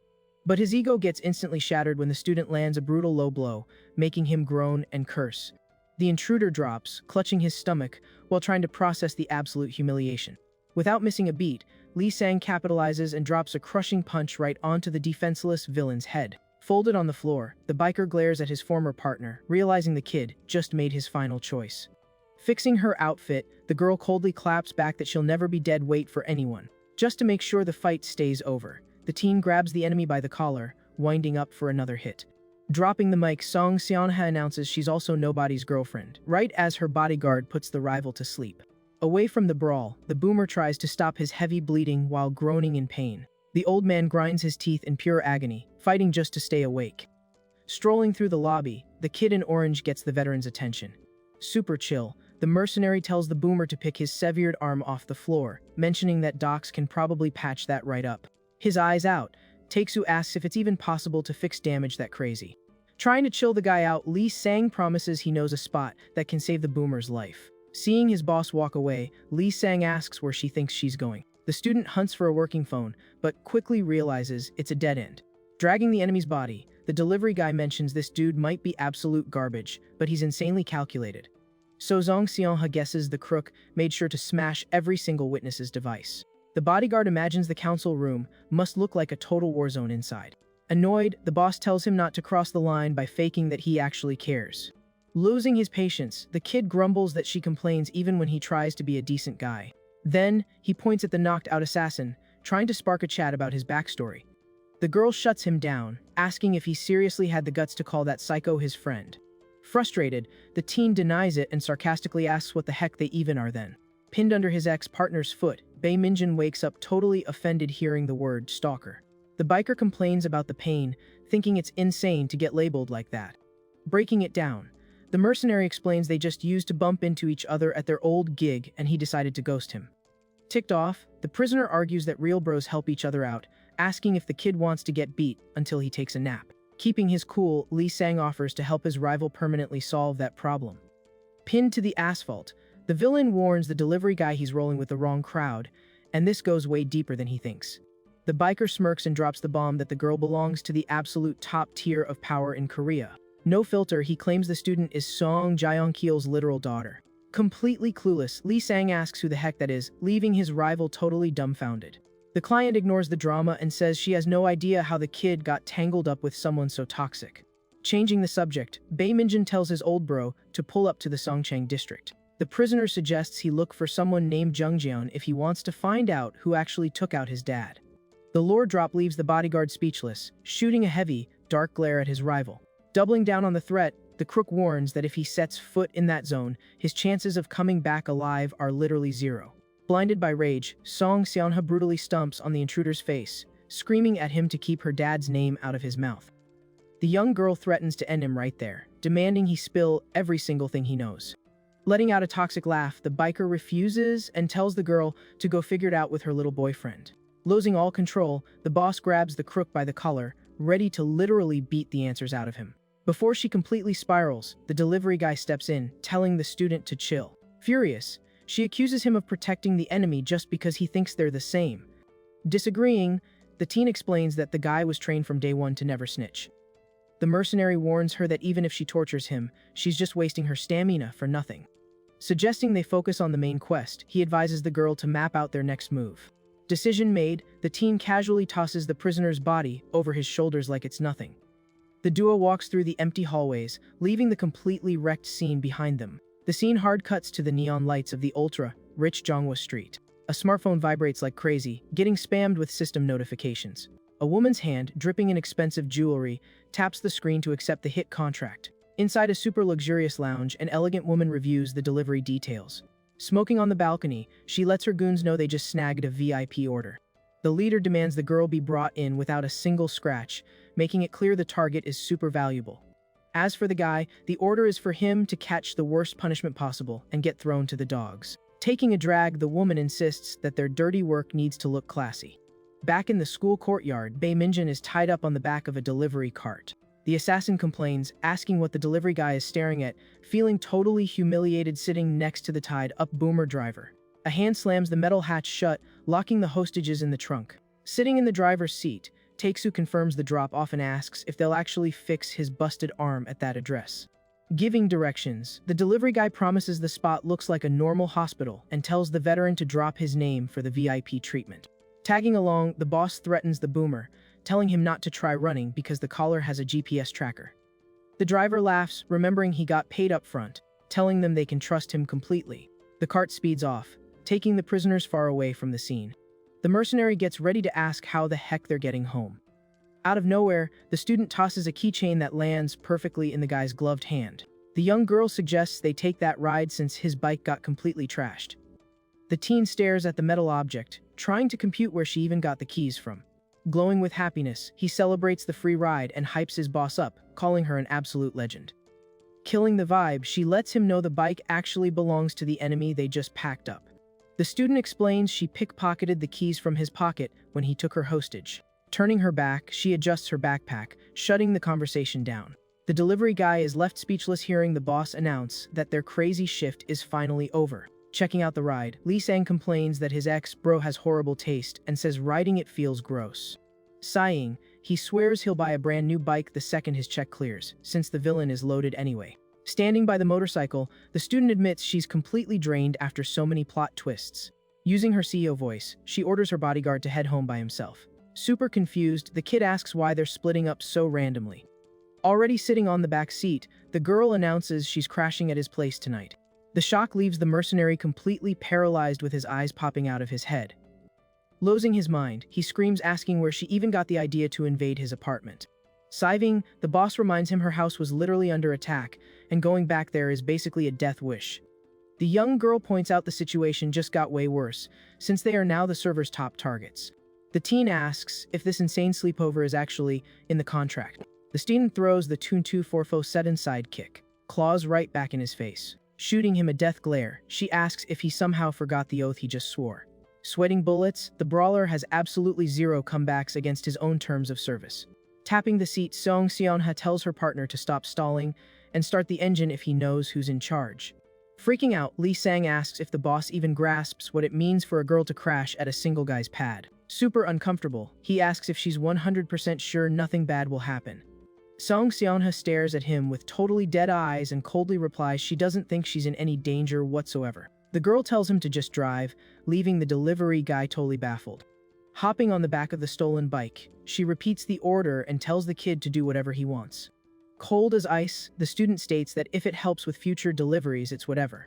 The mercenary stays completely silent, trying to process his client's insane audacity. Gripping the handlebars tight, he lets out an offended grunt.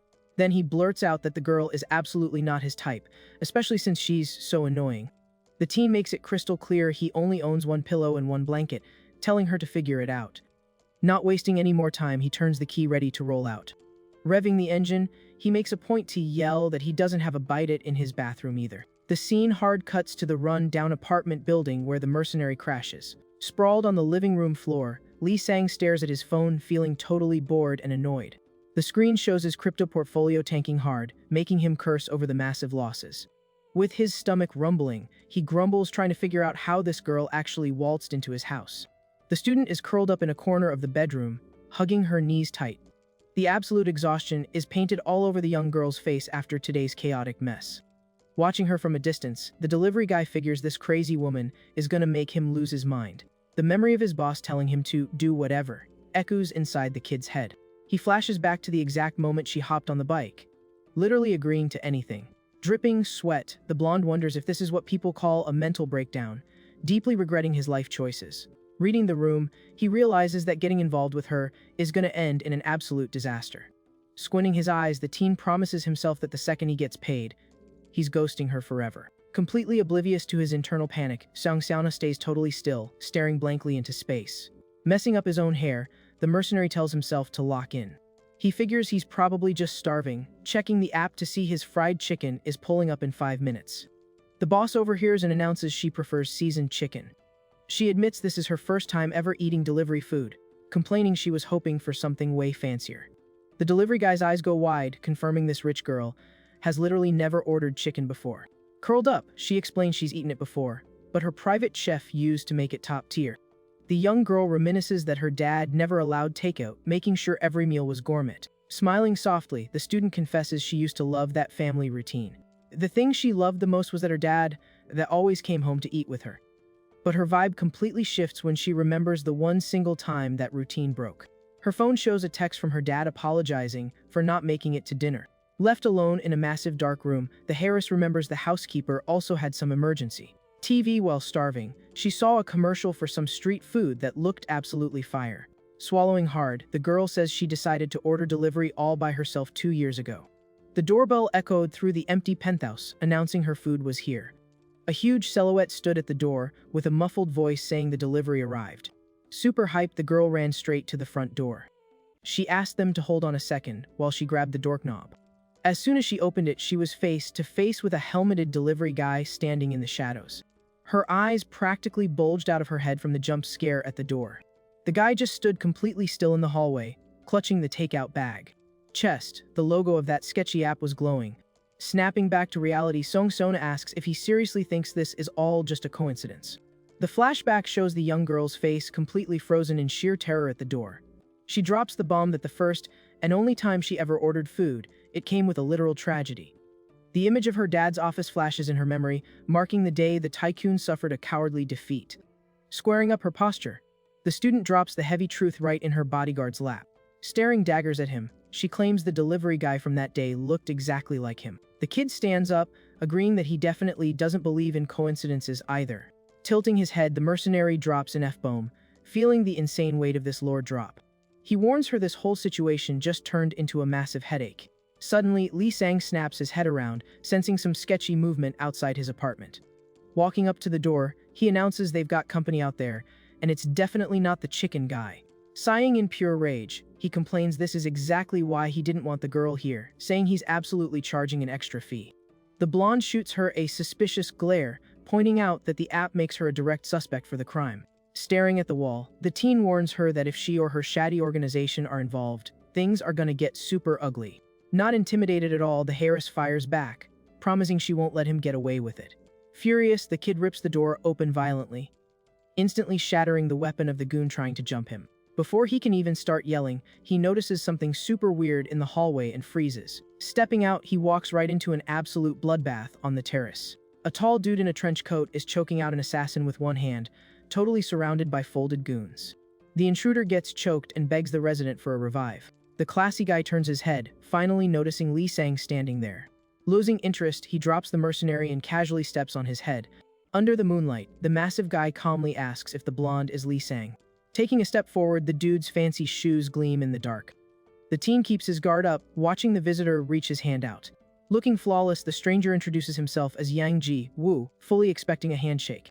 Completely ignoring the polite intro, the homeowner rejects the handshake, looking bored out of his mind. Keeping a sharp glare, Lee Sang tells the suit to step off, claiming he doesn't shake hands with other dudes. The visitor just stands there, soaking in the rejection in total silence. Keeping his cool, the suit drops his arm and nods. He pulls his hand back, admitting that maybe he was being a bit rude. With zero warning, he throws a lightning-fast strike that the delivery guy barely dodges. Whipping out an extendable baton, the prosecutor declares that the real disrespect is the fact that the kid even exists. He states the teen is pure trash and has zero class. Gripping his weapon, the suit promises to make sure the resident lives a miserable life. Staring him down, he concludes the kid will be treated worse than a stray dog. Ticked off, Lee Sang calls the intruder a total psycho and complains about him destroying his property. The prosecutor ignores the whining and launches another high-speed attack. Moving fast, the teen pulls his own baton and blocks it with a massive metallic clash. But the impact triggers a weird feedback that leaves the mercenary super confused. While the enemy pushes against his weapon, the blonde asks what kind of weak-ass swing that was. Roasting him, he asks if the suit seriously thought that would do any actual damage. Right then, a sharp, piercing pain shoots straight up the kid's arm. Staring at his own injury, the delivery guy hears the intruder promise to fix his cocky attitude. Adjusting his glasses, the man claims arrogance is just a byproduct of ignorance, and he's here to fix it. Annoyed by the cut, the teen shakes his hand out while the prosecutor tells him not to be sad about it. Lowering his weapon, the suit starts monologuing that the real issue is the social system mass, producing garbage people like him. Out of patience, the blonde asks what kind of nonsense he's yapping about, asking if he's from the app too. Ignoring the question, the man casually drops Song Son his name. Pointing his baton, the visitor announces he's taking the student with him. Staring at his sneakers, the teen mutters, wondering why so many random weirdos keep forcing their way into his life. Glaring at his rival, the bodyguard complains the girl is his personal cash cow, and he's not just handing her over for free. The suit fires back, claiming she'll leave willingly, because literally anything is better than rotting next to a piece of trash like him. The vibe gets incredibly heavy as the two fighters get ready to throw down. A dead, tense silence takes over while they stare each other down. Suddenly, some noise from the doorway completely shatters their focus. Stepping outside, the client crashes the fight, ordering both of them to knock it off. With her face still bruised, she checks the suit, reminding him she strictly banned him from pulling up on her whenever he felt like it. The plot twist that he's her older brother leaves the delivery guy totally frozen, mind blown by how close they are. Putting his weapon away, the prosecutor warns he can't just let this slide. Flipping to a totally comical panic, he screams that he can't stand seeing her hang with some hoodlum, claiming he literally loses sleep over it. The student chills her bodyguard out, saying the guy isn't some creep and says she'll introduce them. Introducing the visitor, she explains he works at the prosecutor's office and has practically raised her since she was a kid. Absolutely disgusted, the suit yells that he doesn't need to be introduced to garbage, threatening to break the kid and make him crawl away. Keeping completely calm, the boss raises one finger, demanding silence. Straight up, she warns him he's throwing a tantrum over nothing. Shooting him a lethal glare, the heiress asks if she should take his little meltdown as him doubting her judgment. The prosecutor instantly panics, stuttering that he's literally just worried about her. Satisfied he backed down, the student declares everything is perfectly fine. Heading back inside the apartment, she tells them both to get in so they can brainstorm their next move. Standing in the doorway, the teen and the prosecutor shoot each other a look of pure, toxic hatred. Scratching his head, the mercenary just gives up and accepts the weirdness of it all. Right in the middle of the living room, the box of chicken is sitting there untouched. Chilling with his food, the homeowner politely offers the guy a soda. Sitting across the room, the prosecutor harshly rejects it, claiming he feels nauseous. Chewing on his food, the kid grinds his teeth and dares the suit to even look at the chicken. Eating her food, the student mentions the day was an absolute mess, but they actually cleared the objective and now know exactly where to go. The chat loops right back to Seongchang, literally the most dangerous nightlife district in all of Korea. In that zone, the target goes by the street named Jungjian. Flashing a sarcastic smile, the Harris calls the title incredibly cringe. Totally locked in, she declares the mission needs a brand new code name. With a sharp look, the boss officially dubs the operation Chicken Delivery. Sitting nearby, the mercenary complains he hates ruining the vibe, but reminds them the intel came from an enemy biker. The teen points out there's zero reason to just blindly trust what that guy said. Finding it hilarious, the prosecutor laughs, calling the kid's reaction totally cheap. The roast makes the delivery guy snap his head back, angrily demanding to know what the suit meant. Eating a piece, the visitor explains his literal job is sniffing out lies, asking if the kid really thought they'd move without double-checking the facts. Losing his mind, the blonde screams that the guy said he wasn't going to eat, reminding him this is his house. Still stuffing his face, the prosecutor complains that the cheap chicken totally ruined his palate. Furious, Lee Sang yells at the suit to get out and take the girl with him.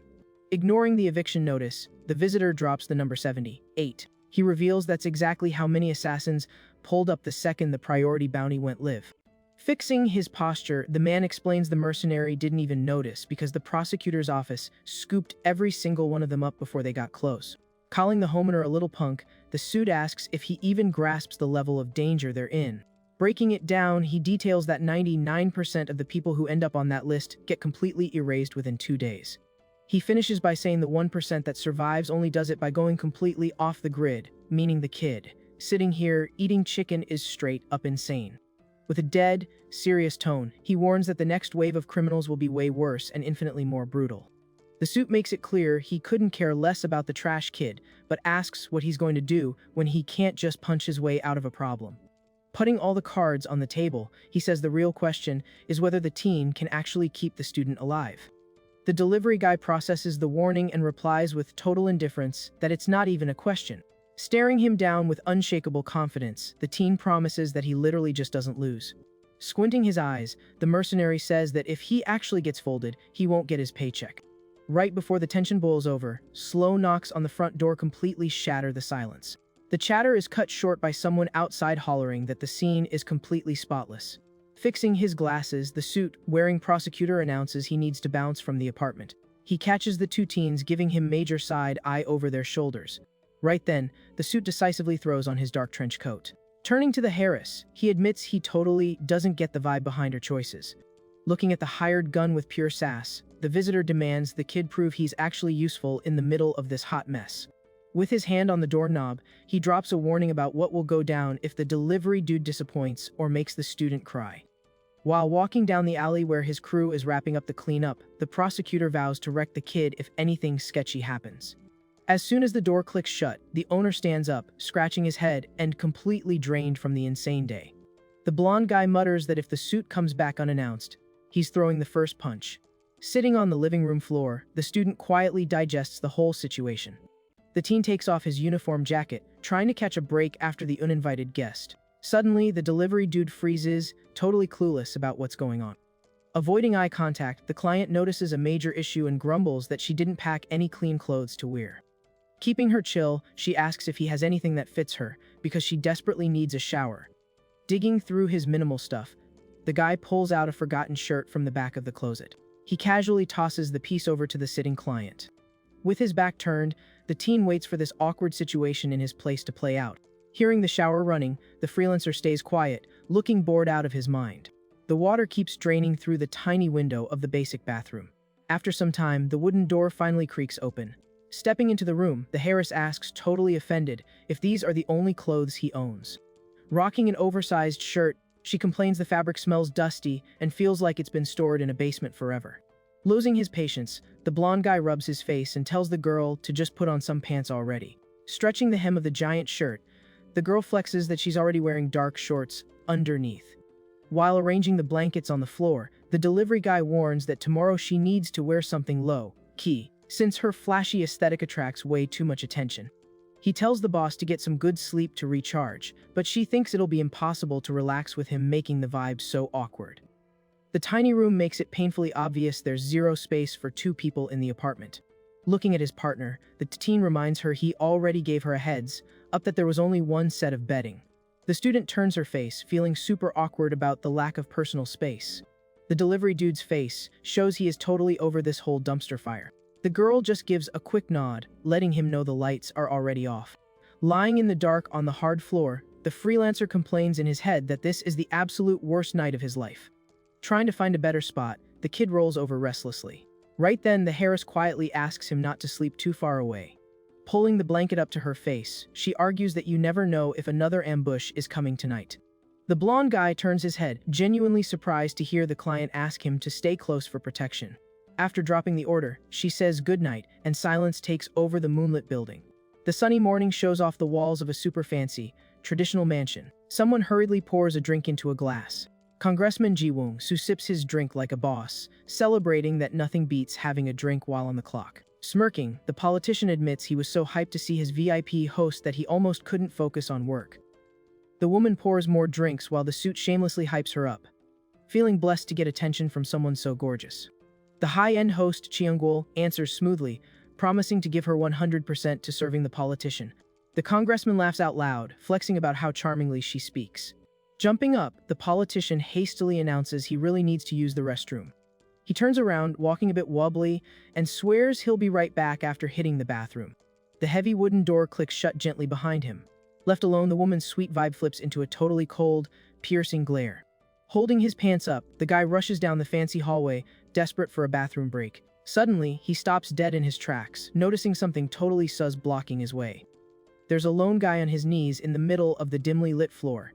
The politician lets out a shocked gasp when he realizes who is blocking the hall, looking so pathetic.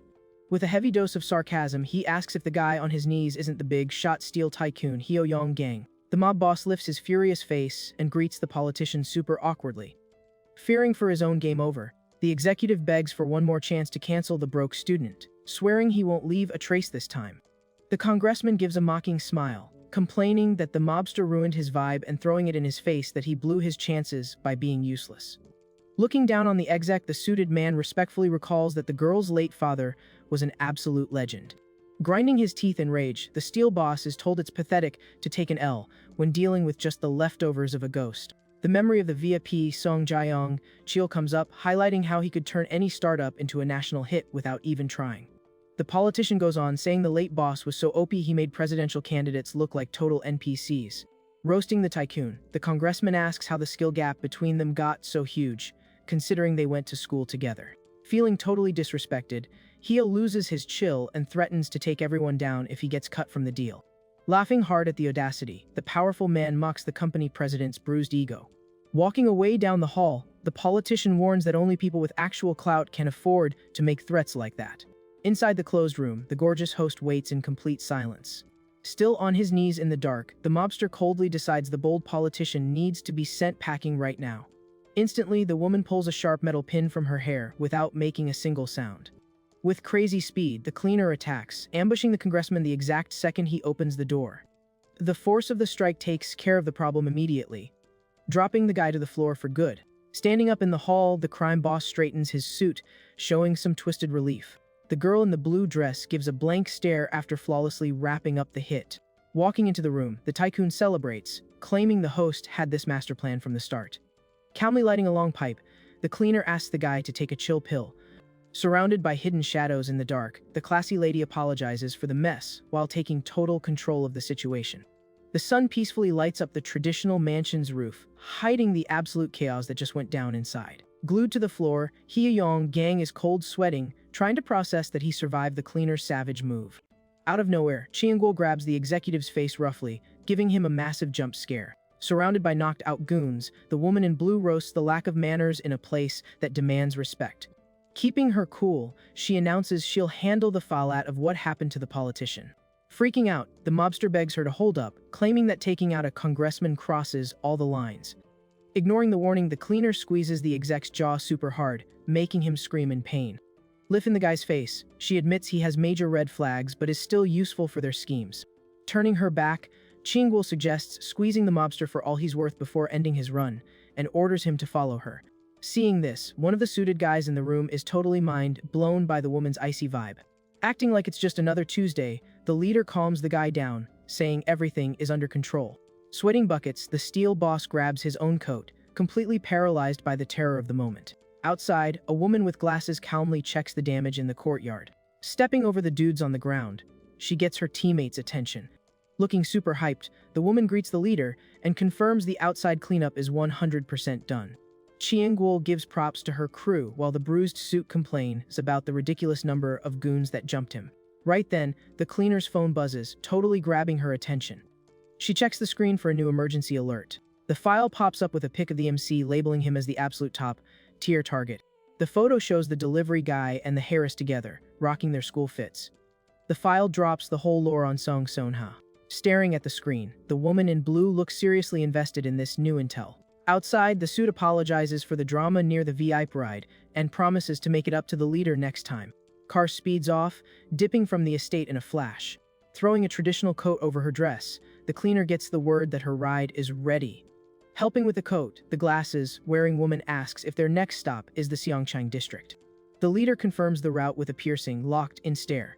Watching the sunset over the city, she sighs, realizing this gig is going to drag late into the night. The massive wooden gate of the district glows at night, screaming danger to anyone entering. Inside is totally popping, mixing wealthy folks in a fancy but super tense setting. Tapping her pipe lightly on a girl's head, a strict old lady inspects the new rookies in the area. Judging the girl's face, the manager roasts her asymmetrical eyes and the zero main character energy in her stare. Being brutally honest, she trashes the girl's lips, saying she has zero appeal for the VIPs. With a flick of the pipe, the boomer condemns the girl's bad posture and skinny frame, officially labeling her useless. With max disrespect, the old lady decides the girl isn't even worthy of mopping their floors. Furious, the manager gets in her crew's faces, demanding to know why today's talent pool is absolute trash. One of the helpers gulps and tries to make an excuse about a hiccup with a partner school, promising to fix it ASAP. Before he even finishes his sentence, a massive punch sends the guy flying into next week. An absolute unit of a bouncer steps up, trashing the worker for daring to give the boss lady excuses. Smoking her pipe like a boss, the old lady mocks the helper's uselessness, saying that's exactly why he's a bottom-tier NPC. Barking orders, she yells that if the older students bailed, they should have grabbed younger ones. Banging her pipe furiously, the manager demands to know how they are supposed to work with such a dry roster. At that exact second, a lone guy rolls up to the courtyard entrance. Rocking his loud orange jacket, the MC strolls and looking unbothered. The old lady squints, super confused, asking who the interloper is and why he's acting so cocky. The delivery dude almost drops his fighting app's name, but catches himself fast, apologizing for being late. Staying in character, he pulls a piece of paper from his pocket to prove his ID.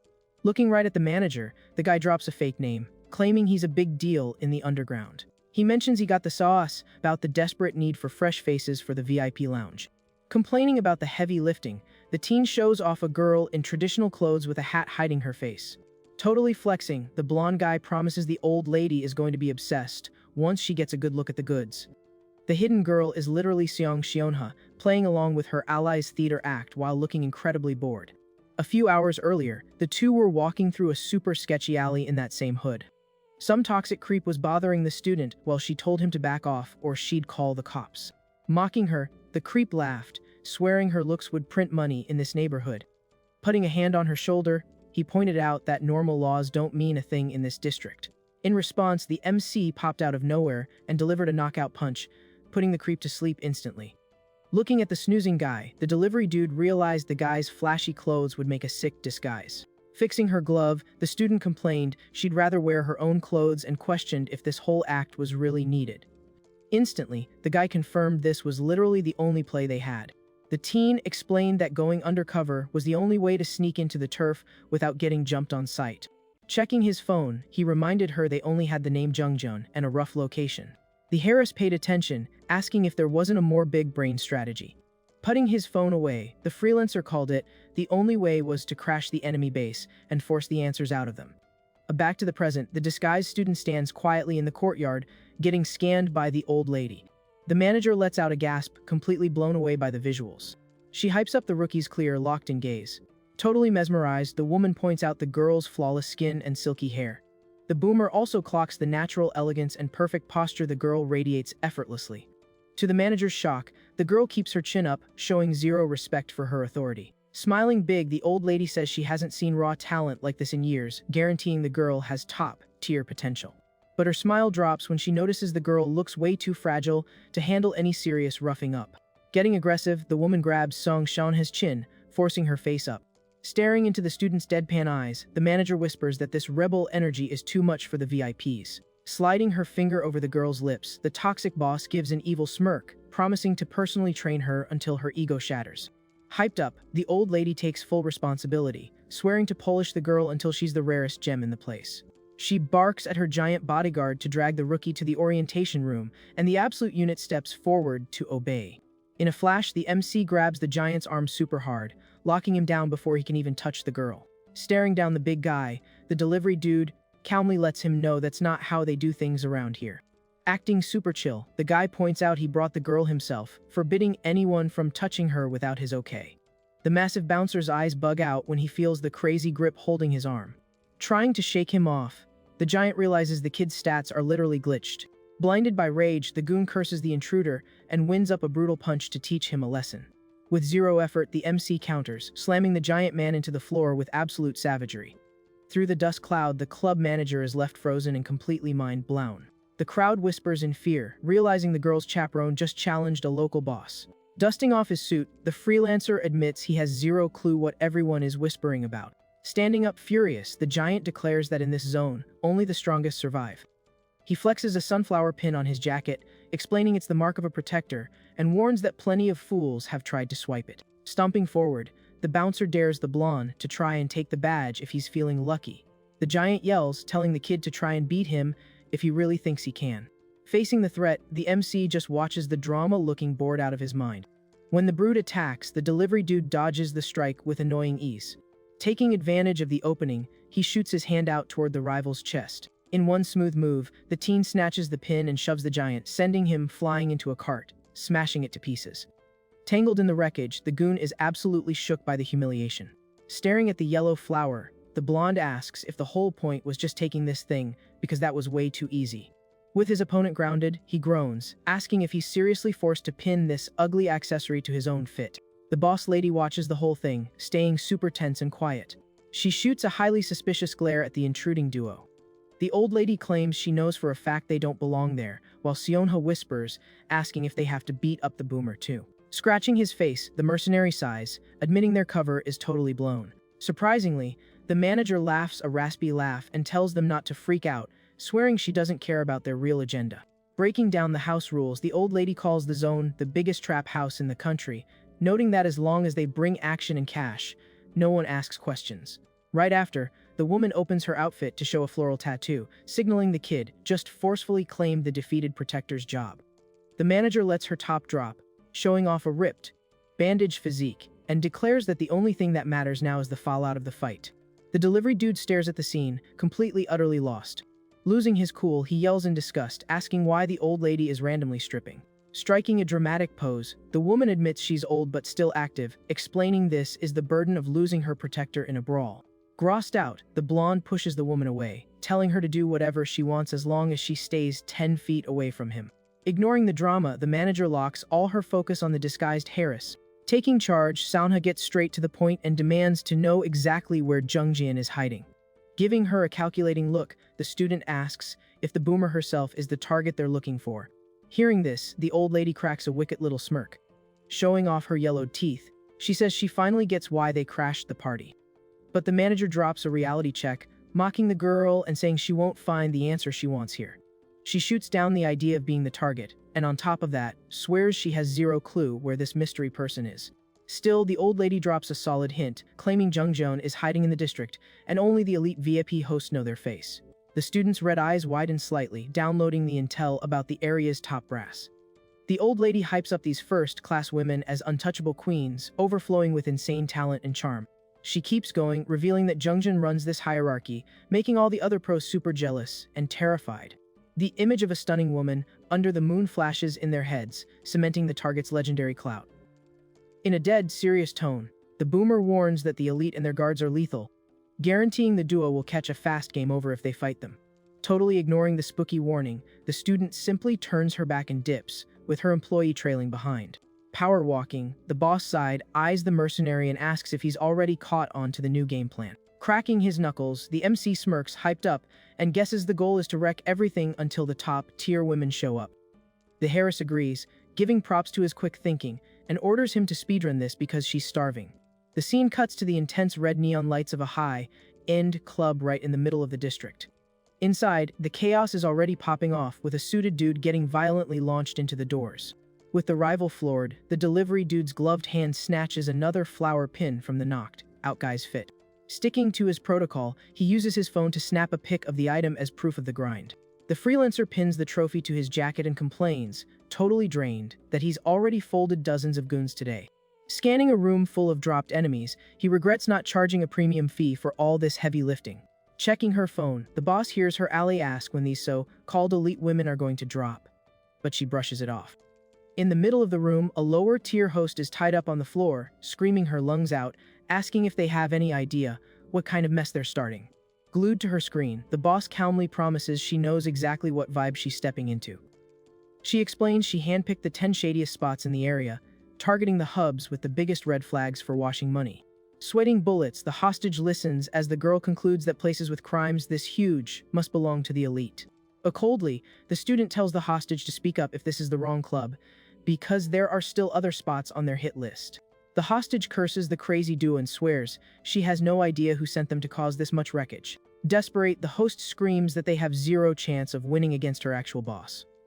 Suddenly, a ringtone cuts through the screaming in the trashed room. The non-stop ringing is coming straight from the tied-up woman's clothes. The Harris grabs the phone and sees a 911-style emergency call from a first-class elite host flashing on the screen. Seeing who's calling, the hostage completely panics, trying to justify that she wasn't the one who dialed. Fast, the MC slaps a tight leather gag on the woman, muting her instantly.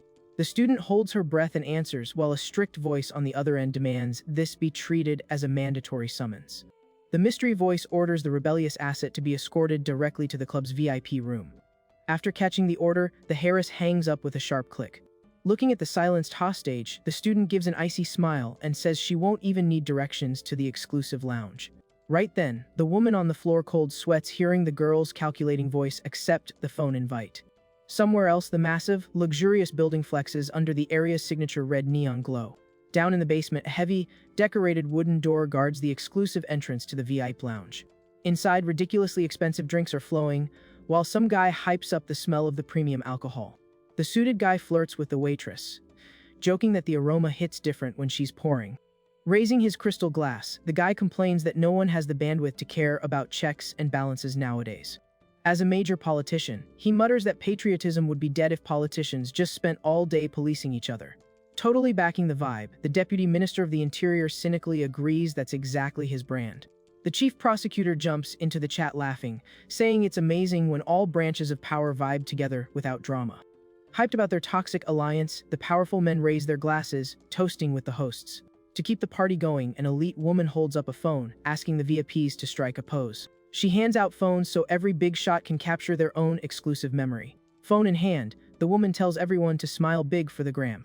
Standing in just his underwear, one of them drops a dark warning that if anyone gets caught, they all go down together. After the pic, the host claps, hyping up the successful moment. Then, the leader orders the others to make sure the VIPs have an absolute banger of a night with zero interruptions. She scans the opulent room, keeping her fake customer service smile locked in. But one of the guys complains he's flying solo and demands to know what time his requested girl is showing up. Checking her phone real quick, the elite woman tells the impatient client to hold his horses. Just then, the heavy VIP doors swing open, stealing everyone's attention. The top host announces, totally shocked, that the requested girl couldn't make it due to a last-minute glitch. Stepping up, the disguised Harris walks into the luxury lounge, announcing she brought a substitute for the night. Across the massive district, a woman is chilling, floating in a pool while scrolling on her phone. Reading her DMs, the elite host thinks it's hilarious that the boomer manager and her guard got clapped by a rookie. Enjoying the water, she mutters that the old lady was gatekeeping that spot for way too long. Openly roasting her, the girl calls the boomer useless for not securing a heavy hitter guard at her age. Feeling relieved, The relaxed woman celebrates that she won't have to look at that outdated manager's face anymore. Suddenly, two dudes crash her piece with some dry, bad news. The minion shows his phone, proving that 3 major hubs in the district just got raided and taken over.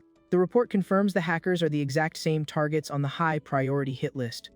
The suited woman swears the rebel do must have pushed deep into their territory by now. Annoyed that her break is ruined, the host asks how they even got in and who greenlit their orders. The messenger admits they aren't friends, but warns this isn't the time to ego trip.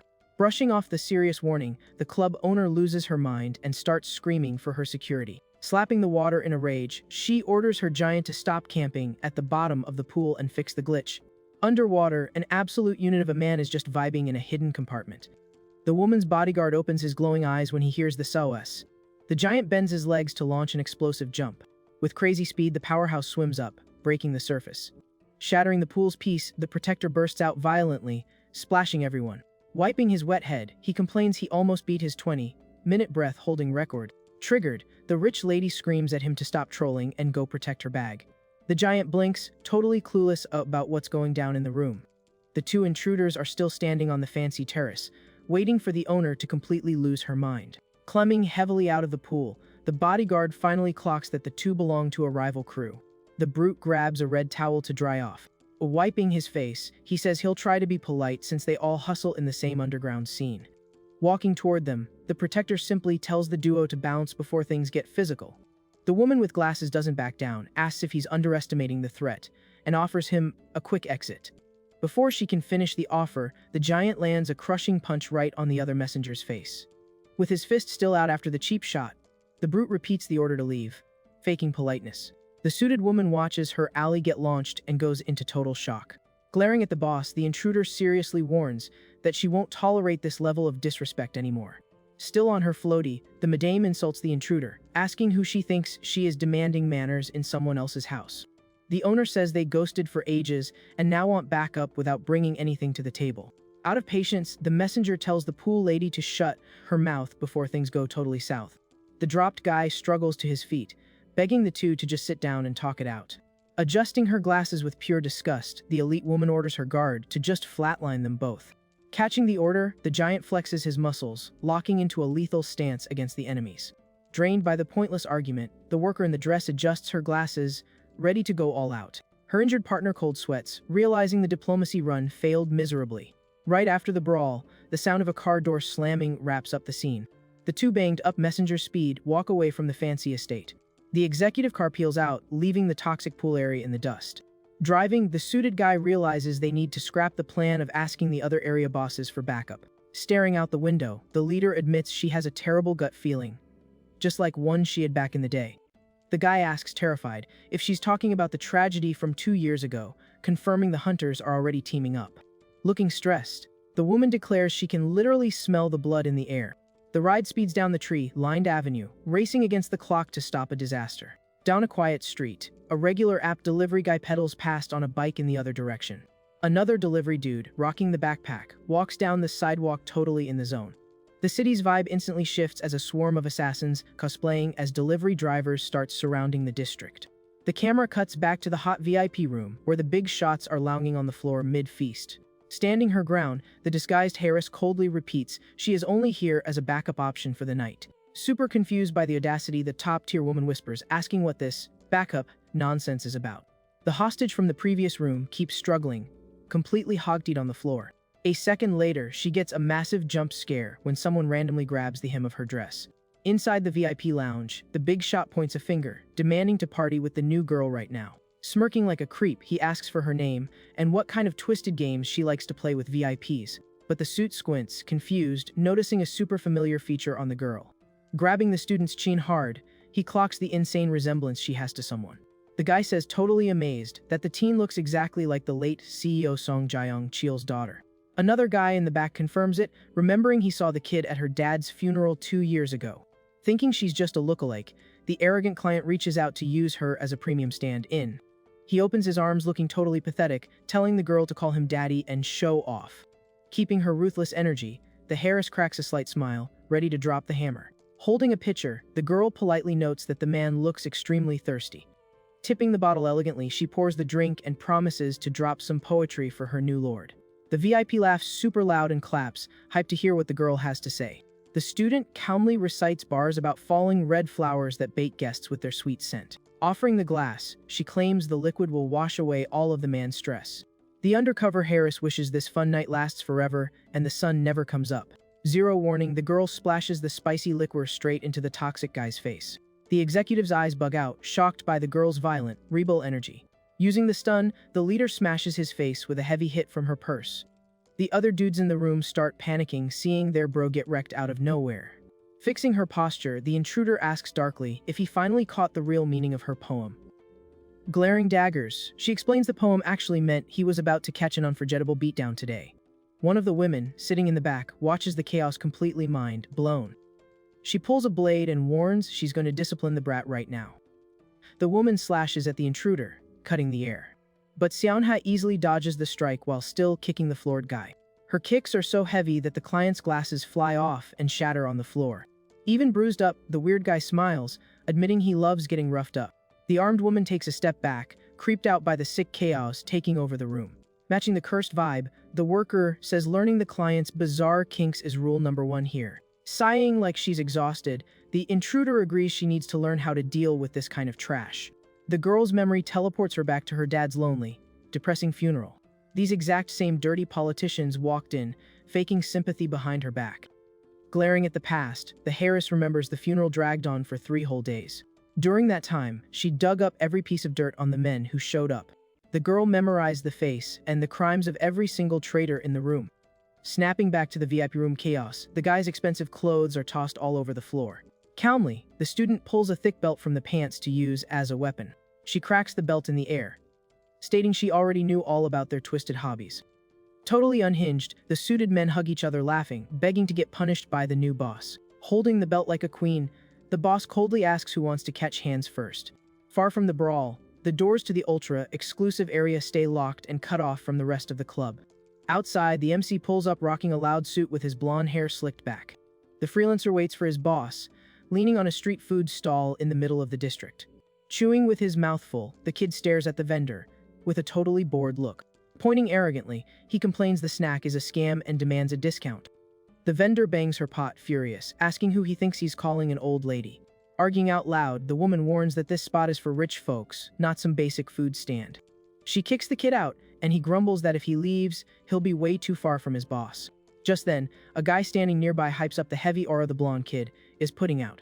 The stall owner instantly flips her attitude and looks with interest at the new stranger. Turning on the charm, the woman says there are plenty of ways to clear a tab in this town. Annoyed that he's being ignored, the MC yells again to get the rude vendor's attention. The mystery man casually slaps a massive bill on the wooden table. Without even looking at the loud kid, the guy asks for his usual order. The vendor smiles wide, grabbing the cash, greeting her loyal regular. The delivery dude looks over his shoulder, curious about the stranger's hardcore vibe. Wearing a hat that hides part of his head, the man flexes scars and a super analytical stare. Scanning the kid, the veteran clocks the bunch of stolen protector flowers pinned to his suit. Spotting the long sword on the guy's waist, the freelancer realizes this dude must be crazy lethal. The warrior points right at the starving teen. Keeping a straight face, he orders the vendor to cover the kid's food with his cash. Eyes shining with joy, the blonde celebrates, saying anyone who buys him food is an absolute legend. Holding up 3 fingers, the veteran says he'll bankroll the meal, but he's got 3 mandatory questions. Demolishing the skewer, the MC accepts the deal without missing a beat. The man's first question is about the ID of the woman the kid is currently working for. With a mouthful, the kid almost drops the truth but makes up on the spot that her name is Haj-san. Cringing at the phrasing, the blonde clarifies he's no servant, just running escort for her in the zone. The swordsman checks out the stolen pins and realizes the kid has clapped a ton of elite guards. The man brings up rumors about someone ruthlessly wiping out protectors and hosts across the district. Staring a hole into the kid, he drops question 2, does the blonde have any connection to this mess? The boy chews quietly for a second and cynically replies he has 0 ties to the drama, pointing a threatening finger right in the cocky kid's face.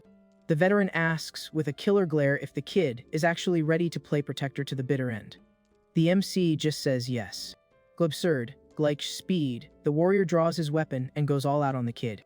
But the delivery dude reacts fast, blocking the razor-sharp strike using nothing but the wooden chopsticks. The clash creates a shockwave in the street, flexing the raw power of both guys. Staring the kid down, the swordsman notes that out of the 3 questions, the kid capped on every single one. The man coldly declares that from this second on, he's treating the blonde as a sworn enemy. Furious about the mess, the vendor screams, asking why they're starting a brawl and scaring away the customers. Instantly, the woman switches her tone, tosses the spare change, and smiles, saying they can order more if they're still hungry. The MC reads the room with Max chill. He puts a hand up, surrendering, admitting he'll take the L this time. The kid hypes up the rival's speed and power, acknowledging the man is on a whole different level than the other goons. Being practical, the freelancer admits that if he fought bare-handed just to flex, he'd lose a hand easily. The veteran agrees backing down is a bad look, but respects the kid's mature vibe for accepting his own nurse. At that, the delivery dude slides metal chopsticks from his sleeves, remembering some solid advice he got back in the day. Gripping the metal in his teeth, he says ego shouldn't get in the way of a highly paid jig. Pointing the metal weapon at his opponent, he tells the man to fight like an actual pro. Trashing the sticks, the veteran doubts that's a real pro stance and warns that thin metal won't stop his blade. The blonde disagrees, claiming a real pro knows how to price his work and values the guy at 5 million. Guard up, the freelancer listens as the warrior calls it pure arrogance. Skipping the trash talk, the swordsman attacks fast with killing intent. The speed blitz forces the kid to jump back so he doesn't get sliced. Using the metal, the boy parries the enemy sword, throwing crazy sparks. But the heavy pressure of the strike exposes extreme weight, shocking the teen with the enemy's raw strength. Seeing the opening, the veteran turns up the attack power. With a massive swing, he bats the freelancer away, making him violently skid backward. Catching his balance, the young guy grinds his teeth and resets his battle stance. Spinning the blade, the warrior says it's too late to fix mistakes now. The veteran drops a brutal overhead strike, warning that crying won't save him. Effortlessly sidestepping, the MC coldly asks what kind of nonsense the guy is spitting. The lightning-fast counter catches the swordsman off guard, shattering his defense while the blonde announces it was strike 3. The warrior gets his footing back, asking with a sharp glare if the kid really thinks he can keep up the pace. He plants his feet, winding up for another fatal combo. But the warrior freaks out when the kid vanishes and respawns right beside him in a blink. Acting on pure instinct, the man raises his sword, trying to block the threat. The teen's savage punch lands right on the warrior's back, making him groan in agony. Seeing the enemy stumbling, the blonde casually points out the man's positioning was trash. Crossing his arms, the delivery guy explains the opponent's flank was totally wide open during the swing. Paying him back for the food, the blonde preps a finisher while the enemy panics at the kid's crazy power. Cracking his neck, the mercenary warns he's ending this fight with one punch. Suddenly, the sound of slow footsteps cuts the tension of the brawl. A gloved hand reaches out from the shadows, pointing right at the center of the fight. The kid whips his head around, sensing the new player. The camera jumps back inside the club, where the door opens to show the room completely conquered. The disguised Harris rocks a terrifying glare while handling the suits on the floor. Stepping hard on a guy's back, she coldly asks who gave him permission to whine. Brutally, the young boss orders the client to zip it permanently while he suffers on the floor. Sitting comfortably, the elite woman watches the rookie with a lot of interest. Reading the room, the woman figures out this violent girl is the source of all the rumors. Dropping her classy act, the VIP host calls the kid an uneducated pest. With an analytical look, the woman states the intruder already broke the client's spirits, making any peaceful treaty impossible. Finding it funny, Seonha drops a sarcastic smirk that just makes the club owner even madder. Stepping up, the mission leader decides to lay down the law in the room. Getting close to the host, she gives a dark warning that she's about to ask some serious questions. Straight-faced, the woman gets the memo not to try and play games with her. The student points to a shock collar on the client's neck, hinting she'll use the gadget to hurt him if the woman lies. Spelling out the stakes, the girl threatens that a scandal would nuke their entire operation. Sweating nervously, the woman listens as the boss checks if she got the message loud and clear. No cap, the Harris shoots a death glare, demanding to know where Jungjun is hiding. Trying to save face, the worker forces a laugh, asking if she's really getting bullied by a brat. As an answer, the student just clicks a button on the remote she's holding. Instantly, the shock collar fires up, making the client violently thrash in agony. Seeing her premium client get cooked, the woman panics and loses her breath. Desperate about the lost bag, she screams and folds, begging the girl to stop the torture. The woman warns that if a VIP flatlines here, the teen won't make it out of the district alive. Deadpan, the student says she couldn't care less about the risks to her own life. The Harris admits the run will be totally worth it if she gets to crush the traitors with her own hands. With spooky chill, The young girl presses the button again, telling the woman to spill it. Suddenly, a massive crash blows the VIP room doors off, grabbing everyone's attention. The same swordsman from earlier gets launched into the room, face planting in the dust. Humiliated, the veteran lifts his busted face and apologizes for failing to protect her. The top-tier woman's eyes go wide, absolutely shook seeing her tank protector folded. She stares at the door terrified, trying to process what kind of raid boss did that. Spotting the silhouette in the smoke, the heiress recognizes her partner and whispers his name. Rocking his orange delivery uniform, the mercenary looks menacing in the doorway. Shines on his chest, proving he took care of the trash outside. The delivery dude's heavy frame stands in the broken doorway, surrounded by battle smoke. Keeping his hardcore pose, he loudly announces the delivery has arrived. Song Xianhe looks right away, totally amazed by the surprise spawn in the room. Checking out the newcomer, the student focuses on the guy's dark aesthetic. The freelancer casually lifts up a dark bag. The girl's eyes blow up when she recognizes the exact same outfit from the day her dad passed away. The student goes into shock realizing he is the exact same delivery guy who was at her house back in the day. Suddenly, the tension breaks with a phone buzzing and ringing non-stop. The screen shows Prosecutor Yang Jiwoo is spam, calling with an emergency. Answering, she hears the guy sigh in relief for finally getting through. Driving like a maniac, the prosecutor begs for her attention and warns that a hitman is hunting in the zone. Checking the rear view, the guy sadly reports he lost 3 goons and that a monster is on the loose. Holding the phone, the girl hears the alley say he's pulling up and asks where the blonde mercenary is. Desperate, the suit begs her not to leave the kid's side, warning that the young girl is the main target. Meanwhile, another phone screen pops up with a pic of the duo, held by the new invader. Holding the phone, the assassin just casually confirms the girl is his bounty. On the phone, the prosecutor keeps yelling, trying to see if she caught the warning. Ignoring the call, the student grips her clothes, feeling how heavy the moment is. Glaring daggers, she asks the invader what her employee has to do with this. Pocketing the phone, the helmet-wearing hunter asks if she means the duo, guessing the kid must have clapped the warrior outside. The invader gets a quick flashback to the trail of wreckage he left in the club. The memory flashes the dirty floor and guys violently folded along the path. Listening without really getting it, the heiress freezes in the face of the mystery threat. Tapping his own helmet like a troll, the assassin steps closer to the girl. He tilts his head, cracking his neck, ready to wrap up the contract. With nowhere to run, the student grinds her teeth, ready for the boss fight. Out of nowhere, a devastating kick slams into the hunter's side, launching him across the room. Using the distraction, the VIP host jumps in front of the girl, declaring she's going to wipe the invader herself. The woman shields the rich guys behind her, arguing the client is secured and losing him would tank their profits. On the floor, the guy curses the invader, asking if he has any clue whose lobby he just crashed. Catching his balance, the orange hunter calmly stands back up. The heiress and the host keep their guard up, fully aware of the danger. Throwing his hands up cynically, the assassin figures the woman's protection just means he can hyper-focus on the girl. The logic totally blindsides the elite woman. In a flash, the hunter rushes in, swinging his baton for a critical hit. Acting on instinct, the woman tries to block, screaming at him for having the guts to threaten the club owners. But the enemy shatters her block easily and lands a heavy counter right in her stomach. Feeling the hit, the woman drops, while the allied swordsman stumbles in calling for his boss. Super banged up, the veteran enters the room begging his boss to watch out. Scanning the enemy stance, the warrior panics seeing the hunter's fingers hit like actual bullets. Pointing his finger like a gun, the assassin coldly says he's going to make things crystal clear. Aiming at them, he drops the bomb that everyone in the room is a paid target on his list. The girl's eyes wide as she hears the villain explain the duo is the main prize. For fixing his posture, he adds that putting the host to sleep also pays out a massive bag. Pointing at the dropped woman, the sadist makes it obvious he plans on cashing that check. Freaking out at the threat, the swordsman yells, trying to warn his leader about the real danger. Connecting the dots, the woman figures out the villain picked up $2 million bounties in the same zone.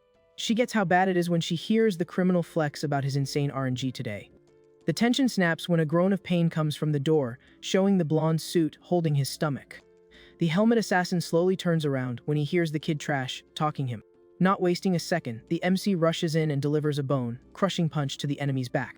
Guard up, the kid mocks him, saying back shots hurt like crazy. The impact launches the mercenary into the wall, wrecking half the room.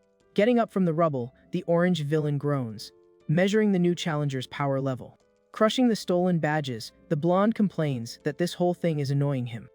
Adjusting his dirty suit, the teen whines that fighting in uncomfortable clothes is the worst. The MC's eyes lock in even harder when he notices a detail. Pointing at the opponent's chest, the kid spots the shady logo on the hunter's gear. Looking at his own jacket, the invader cynically asks if the blonde is also in the syndicate. Intrigued, the assassin turns his head and demands to know who the kid is that knows the group's lore. Watching the whole thing, the student repeats the group's name, trying to figure out her bodyguard's connections.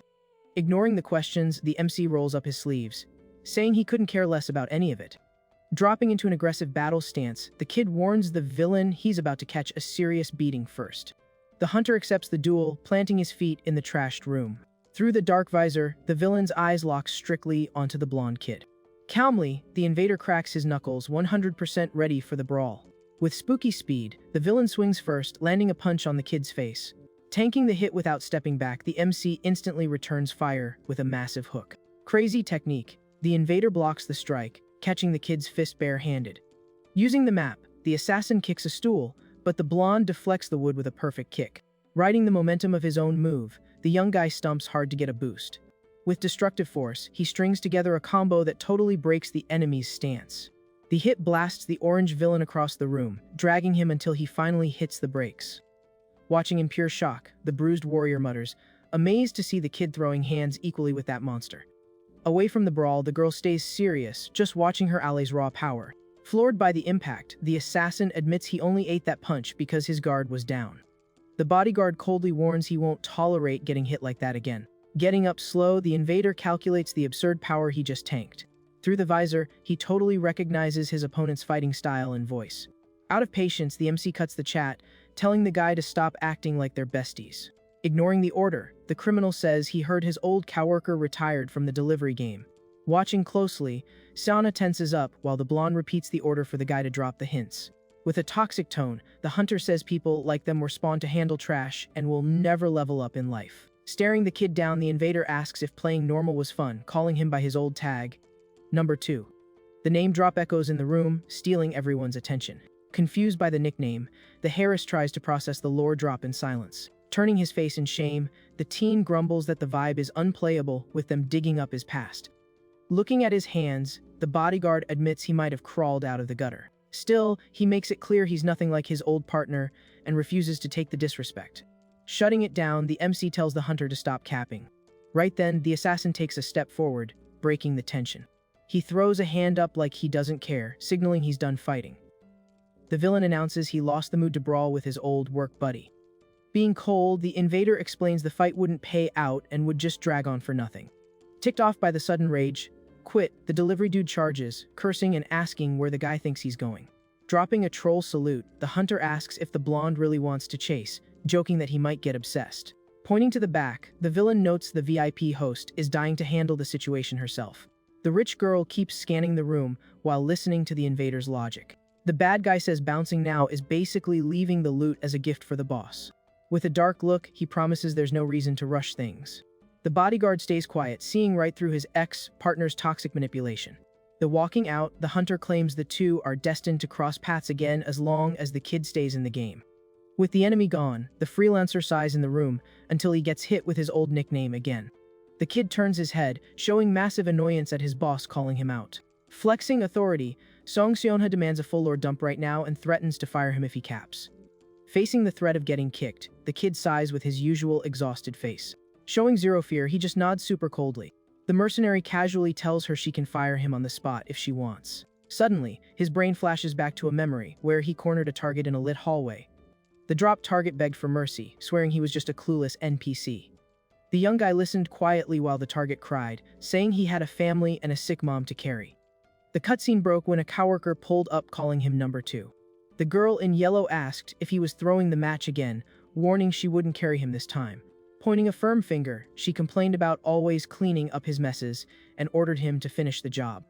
Next to him, the woman claimed he needed to realize why he never leveled up, even with the best stats. Tapping the kid's helmet, the leader said his feelings were lagging his performance. The target panicked while the assassin declared that mercy was his only block to hitting the top ranks. Clenching his fists, the mercenary heard the brutal order to delete the guy right there. Touching his shoulder, the woman gaslit the kid, reminding him he wanted to be the guillot. Under the dark helmet, the delivery dude fought his own morals mid-mission. Tossed on the floor, the guy kept crying and begging for an extra life. The teen's hand shook while the partner blackmailed him, using the man's family to force the elimination.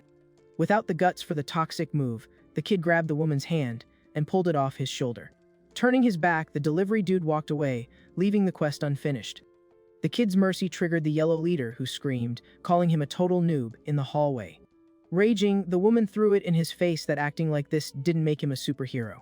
She coldly stated the target was getting cancelled anyway, calling the kid a literal spectator in the mission.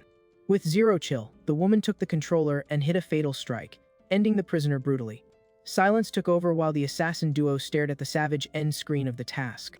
Another time, a coworker popped up acting superior, asking if number 2 failed the quest again. The girl in yellow confirmed the fail, putting the alley's blunder on blast. The other hunter trolled the kid's pity, claiming he was just role-playing as a human. Watching the young guy walk off alone, the toxic coworker called him a bug in the system. The bitter memory fades, dropping the mercenary back into the wrecked VIP room reality. Still shaken by the flashbacks, the kid lets out a noise, seeing the client's impatience. Annoyed by his lag, the Harris repeats what he said with a challenging tone. The girl raises her voice in shock, demanding to know what kind of clown answer he just gave. Turning around, the blonde takes the L, confessing the massive payout blinded him, making him think it would be a breeze to follow a rich girl around. Taking a deep breath, the kid says he never thought the run would get this sweaty and lethal. Staring the girl down seriously, he asks if she has any clue who is actually targeting her. Phased, Song Siana glares at him and asks if the big bad warrior is actually scared of that hunter. Turning his head, the blonde says she doesn't know anything about the underground and that her background check on him was total trash. With a dark tone, the teen warns if she keeps pushing this insane run, it's actual game over for her. The sound of shattered glass rings out, spiking the tension between them. The girl ignores the warning and bosses up, declaring she's the one who calls the end of the mission. With her red eyes glowing, the Harris states every single rule of the contract belongs to her. Exploiting his empty wallet, the girl says he needs the bag and asks if he really thinks he'll catch another drop like this if he quits now. Zero counter-arguments, the MC lets out a massive, frustrated sigh. In the middle of the room, he admits he needs the cash for his place, but warns he isn't desperate enough to dive into a run with no response. Being real, the bodyguard says if more bosses like that spawn, he can't guarantee the girl's survival. Jumping back into the argument, the girl gets mad and asks if this is really the best the freelancer can do, reminding him she paid top dollar to fix the glitch. Right then, the bruised suit mutters sarcastically that she's crazy rich, grumbling that anyone who wants to live has to figure out how to survive. Staring at the floored man, the student hears him advise her to take the bag and flee overseas, claiming she'll only make it if she cries to that prosecutor for help. Being super toxic, he tells the girl to drop her dad's lore and try to touch grass, saying that's what the old man would have wanted. The line triggers the girl, who coldly asks if he really thinks he has the right to drop opinions on this. Letting out an icy laugh, the boss roasts the guy's audacity, asking if he really thought she wouldn't datamine his past crimes. The man turns his face hearing the call out, while the boss throws it in his face that he ditched his family and now acts like nothing happened, living his best life. Full of disgust, the girl reminds him his family passed away purely because of his trash choices and roasts him, asking how he thought he could wipe the server logs. The raw truth makes the executive totally lose it, standing up full of rage while the student holds her ground. Blinded by fury, the man charges, aggressively trashing the young Harris. But the aggro doesn't even scratch her, and with ice in her veins, she just asks why he's throwing a tantrum so pathetically. Before the drama escalates, the MC spawns behind the guy and grabs his shoulder, sarcastically apologizing for interrupting the couple's fight. Over the drama, the kid tells the man to take his beef somewhere else, pointing at the dropped elite host and saying he has way too much to clean up here. Staring at the injured woman, the blonde resets his focus to the main quest and reminds her she was looking for this Jungjun. Tossed on the floor, the worker drops her final answer, telling them to get lost and go hunt down Hongi. Keeping it going, the woman leaks that this is the real elite host.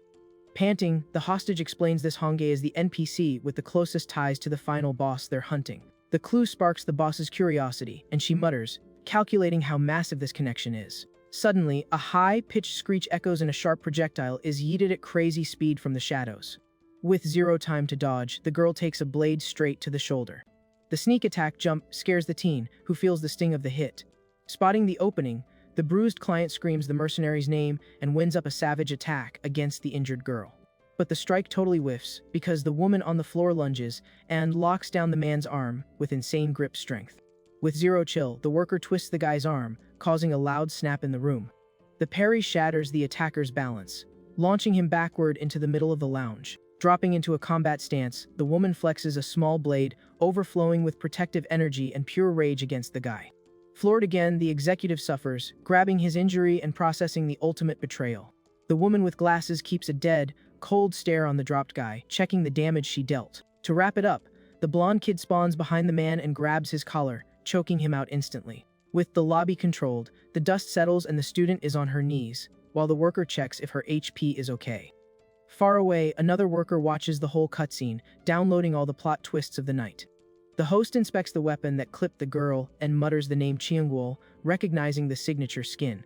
Her brain goes into overdrive, connecting the lore and realizing the actual threat level of the raid. Outside the room, the hall is packed with folded goons, proving it was a stealth raid.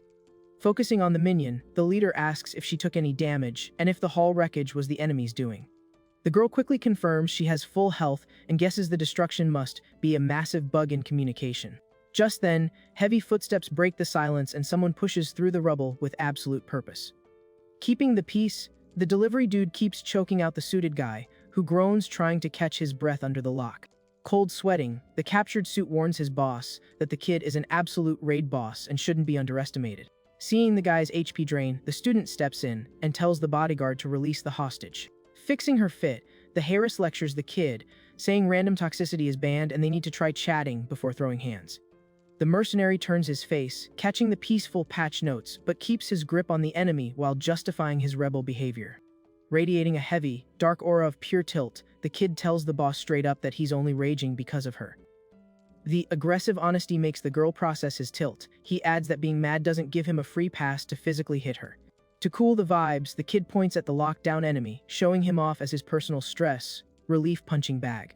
Venting, the kid admits he didn't read all the patch notes for this insane op. The host drops into a guard stance while the blonde explains that these people were officially bounty, boarded for elimination on the app. The woman's eyes go dark, predicting the worst, while the mercenary coldly announces he's wrapping up the quest right here. Seeing the game over screen coming, the minion drops to her knee as begging for a pass, asking the kid not to go for the perma ban.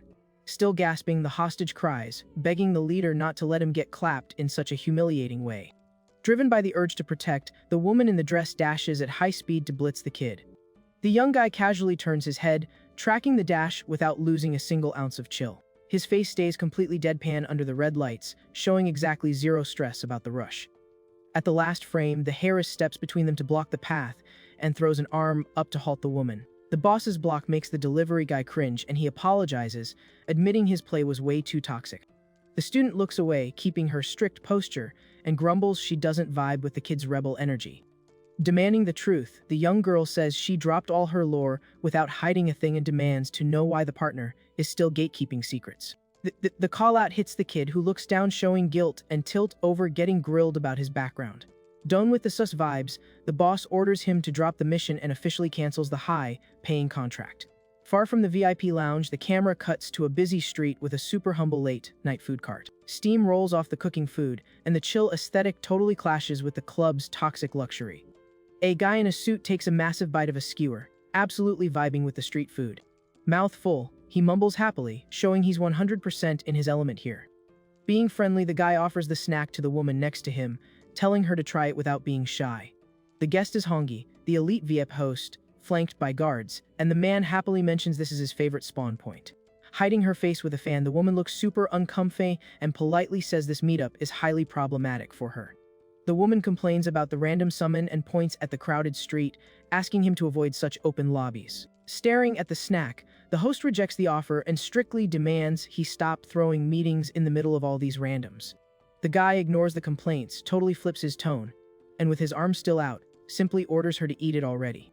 The mood swing catches the woman off guard, making her realize she has zero dialogue options here. Folding to the VIP's pressure, the host lowers the fan and takes the food, looking absolutely miserable. Closing her eyes to hide the cringe, the woman takes a tiny bite, grumbling she's only doing it because he pulled rank. A second later, she completely freezes in shock, reacting to how absolutely cursed the food is. Seeing the guests suffer, the man thinks it's hilarious and bursts out laughing, asking if the seasoning isn't total trash. Cracking up, he explains he mains this spot because the boomer cooking is deaf and can't read, making it the ultimate stealth zone for secret chats. Keeping it going, the suit says the food was always mid, but now it literally tastes like garbage. Guessing the old lady's hardware is failing. Pouring more drinks, he smiles and says at least the cursed flavor keeps the NPCs away from their zone. The woman coughs after forcing the food down, and the guy decides to skip the cutscene and get straight to the point. Treating her like a top-tier boss, the big shot asks straight up if she was the one who put a bounty on the target. Leaning in with an evil look, he claims she wouldn't pull a solo run and must have some insane backup. Gently wiping her mouth, Chiangul holds her pose and sarcastically asks who this mystery carry would be. Playing the game, the woman acts clueless and swears she has no idea what he's yapping about. The man pours more alcohol and mentions people usually drop into this zone to just do whatever they want. Pointing a finger, he confidently declares he owns the server and warns that if she breaks the rules, her run is over. Completely silent, the luxury worker sets her fork down on the counter. Standing up with pure elegance alongside her squad, she tells him she'll log his warning and dips. The suited guy is left solo at the lit-up cart, silently watching her log off. The club leader walks peacefully down the dark streets guarded by her escorts. Stopping in her tracks, she turns her head, showing absolutely massive hate for the chat they just had. Eyes literally glowing with rage, she roasts the suit, calling him a completely trash boomer. The woman flashes back to 6 years ago, when she dropped to her knees to hype up the same guy for winning the elections. Back then, the girl in the light dress politely offered the top-tier drink for a toast, but the man rudely shot her down, pointing a finger while surrounded by other hosts. He demanded the girl next to him pour the drink, completely trashing Chiangul's attempt to network. While the other girl poured the drink, Chiangul remembers she was left stuck in that humiliating pose for the entire night. The dark flashback, she swears in her head she will never let that massive L slide. The back in the present, the woman checks out the city skyline when someone asks why she looks so tilted. A guy rocking a loud jacket pulls up, hyping her smile and asking who had the guts to ruin her vibe. Pulling off his shades, Hyo-sang-jun introduces himself and casually asks if she wants him to ban the guy responsible. Happy with the offer, the woman looks over and affectionately calls him babe. The guy gives her some affection, and the woman asks how many times she has to repeat the server rules. Hugging him on the balcony, she orders that from now on he can only call her Your Majesty, the Queen. With a villainous smirk, the leader decides it's finally time to cash in all her XP. Looking over the city with her partner, she leaks that the president himself is pulling up soon to crown her. Super confident, the host claims she isn't just going to run this dangerous district. Playing with the city lights using her hands, she swears soon the entire server will be theirs. The guy listens to the whole villain monologue smiling, and the woman says she needs to drop a massive quest on him. The boss shows the photo of the enemies on her phone, saying they are grieving the district and her goons can't keep up. Holding her ally's hands, she asks him to handle the glitch, while she wraps up the final boss meeting with the president. Hyped, the ally accepts the quest, claiming he's the pure DPS and calls her queen to fix his earlier mistake. Far away, the camera focuses on the suited prosecutor sprinting and yelling for the Harris, confessing he almost died of stress. He scans the young girl asking if her HP dropped, noting that even with the drippy fit, she looks totally wrecked. The disguised girl looks down, totally drained, and quietly nods that she's still at full health. Grabbing her shoulders, the prosecutor demands to know why she's camping in the dark and where the mercenary vanished to. With insane chill, the boss explains she just fired the kid, leaving the ally completely stunned by the update. Adjusting her hair accessories, she doubles down and firmly confirms she dropped the bodyguard. The man stares at the girl in pure shock, trying to process the absolute lad move she pulled in the middle of a danger zone. Getting his act together, he holds the young girl's hand warmly and backs her play.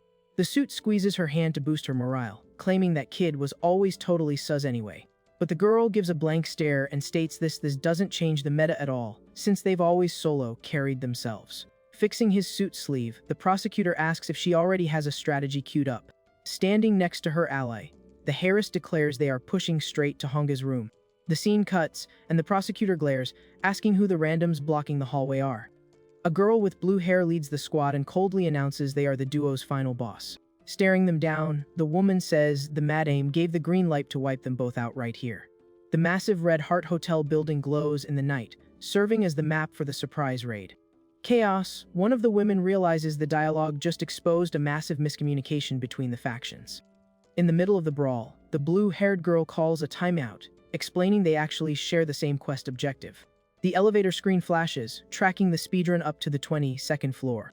Upstairs, a mob of goons around screaming to block the invaders from pushing.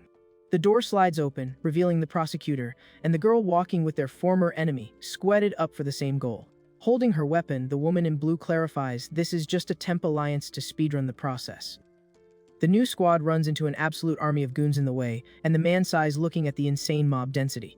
Pulling a blade from his coat, the prosecutor bitterly confesses that being outnumbered reminds him of the blonde mercenary. With a hateful glare, he trashes the kid for rage quitting, asking what that garbage NPC is going to do after abandoning the hardcore mission. Answering his question, the young girl looks down and whispers that the kid went back to delivering fried chicken. The girl stays quiet and sad, feeling the carry's absence in the most critical clutch moment ever. Miles away from the hotel, his trash talk echoes while a car cruises down a pitch black highway. The red sports car floors it, tearing through the empty streets at crazy speeds. Driving the ride, the woman's loud partner steers, looking super cocky and smiling. Suddenly, the suited guy makes a shocked noise when he spots something totally cursed in the rearview mirror. He gets a massive jump scare when a tiny delivery scooter pulls up right next to his hypercar. Through the tinted helmet, the mystery rider keeps a locked-in, spooky stare directly on the target. Terrified of getting hunted, the driver curses and violently jerks the steering wheel to dodge. But the delivery dude is way faster and physically launches his own bike with insane force right into the side of the car. The smash makes the guy lose control and the car goes into a fatal drift. The tires scream on the asphalt as the ride slides completely out of control down the road. With zero time to brake, the car slams full speed into the guardrail, triggering an explosion and a shower of debris. Thick smoke billows from the engine, leaving the luxury car totally totaled in the middle of the highway. Breaking the silence, the orange delivery dude steps onto the pavement, ready to finish the quest. Smoke covers the map while the red sports car stays flipped and completely shattered. Suddenly, a brutal kick sends the car door flying, proving the driver tanked the crash. The flashy guy steps out of the wreckage and dusts his outfit off, showing zero major debuffs. Flexing heavy menace, Hyo-sang Jun cracks his neck while dropping an incredibly dense boss-level aura. The suited man glares into the dark, looking super tilted while scanning the crashed whip. Stepping on the car scraps, he grumbles that he's gonna have to write this ride off as a total loss. The mobster gets in the enemy's face, yelling that the vehicle cost a fortune and sarcastically asks if the scooter kid has the funds to cover the tab. Ignoring the invoice, the MC stretches his arms and sighs in relief that his old uniform is the absolute best skin for the grind. The mercenary calmly takes off his helmet and confesses he just got fired, so his bank account is literally at zero right now. Even completely broke, the blonde drops some massive disrespect, warning that out of pure kindness, he'll at least make sure to cover the enemy's hospital bills.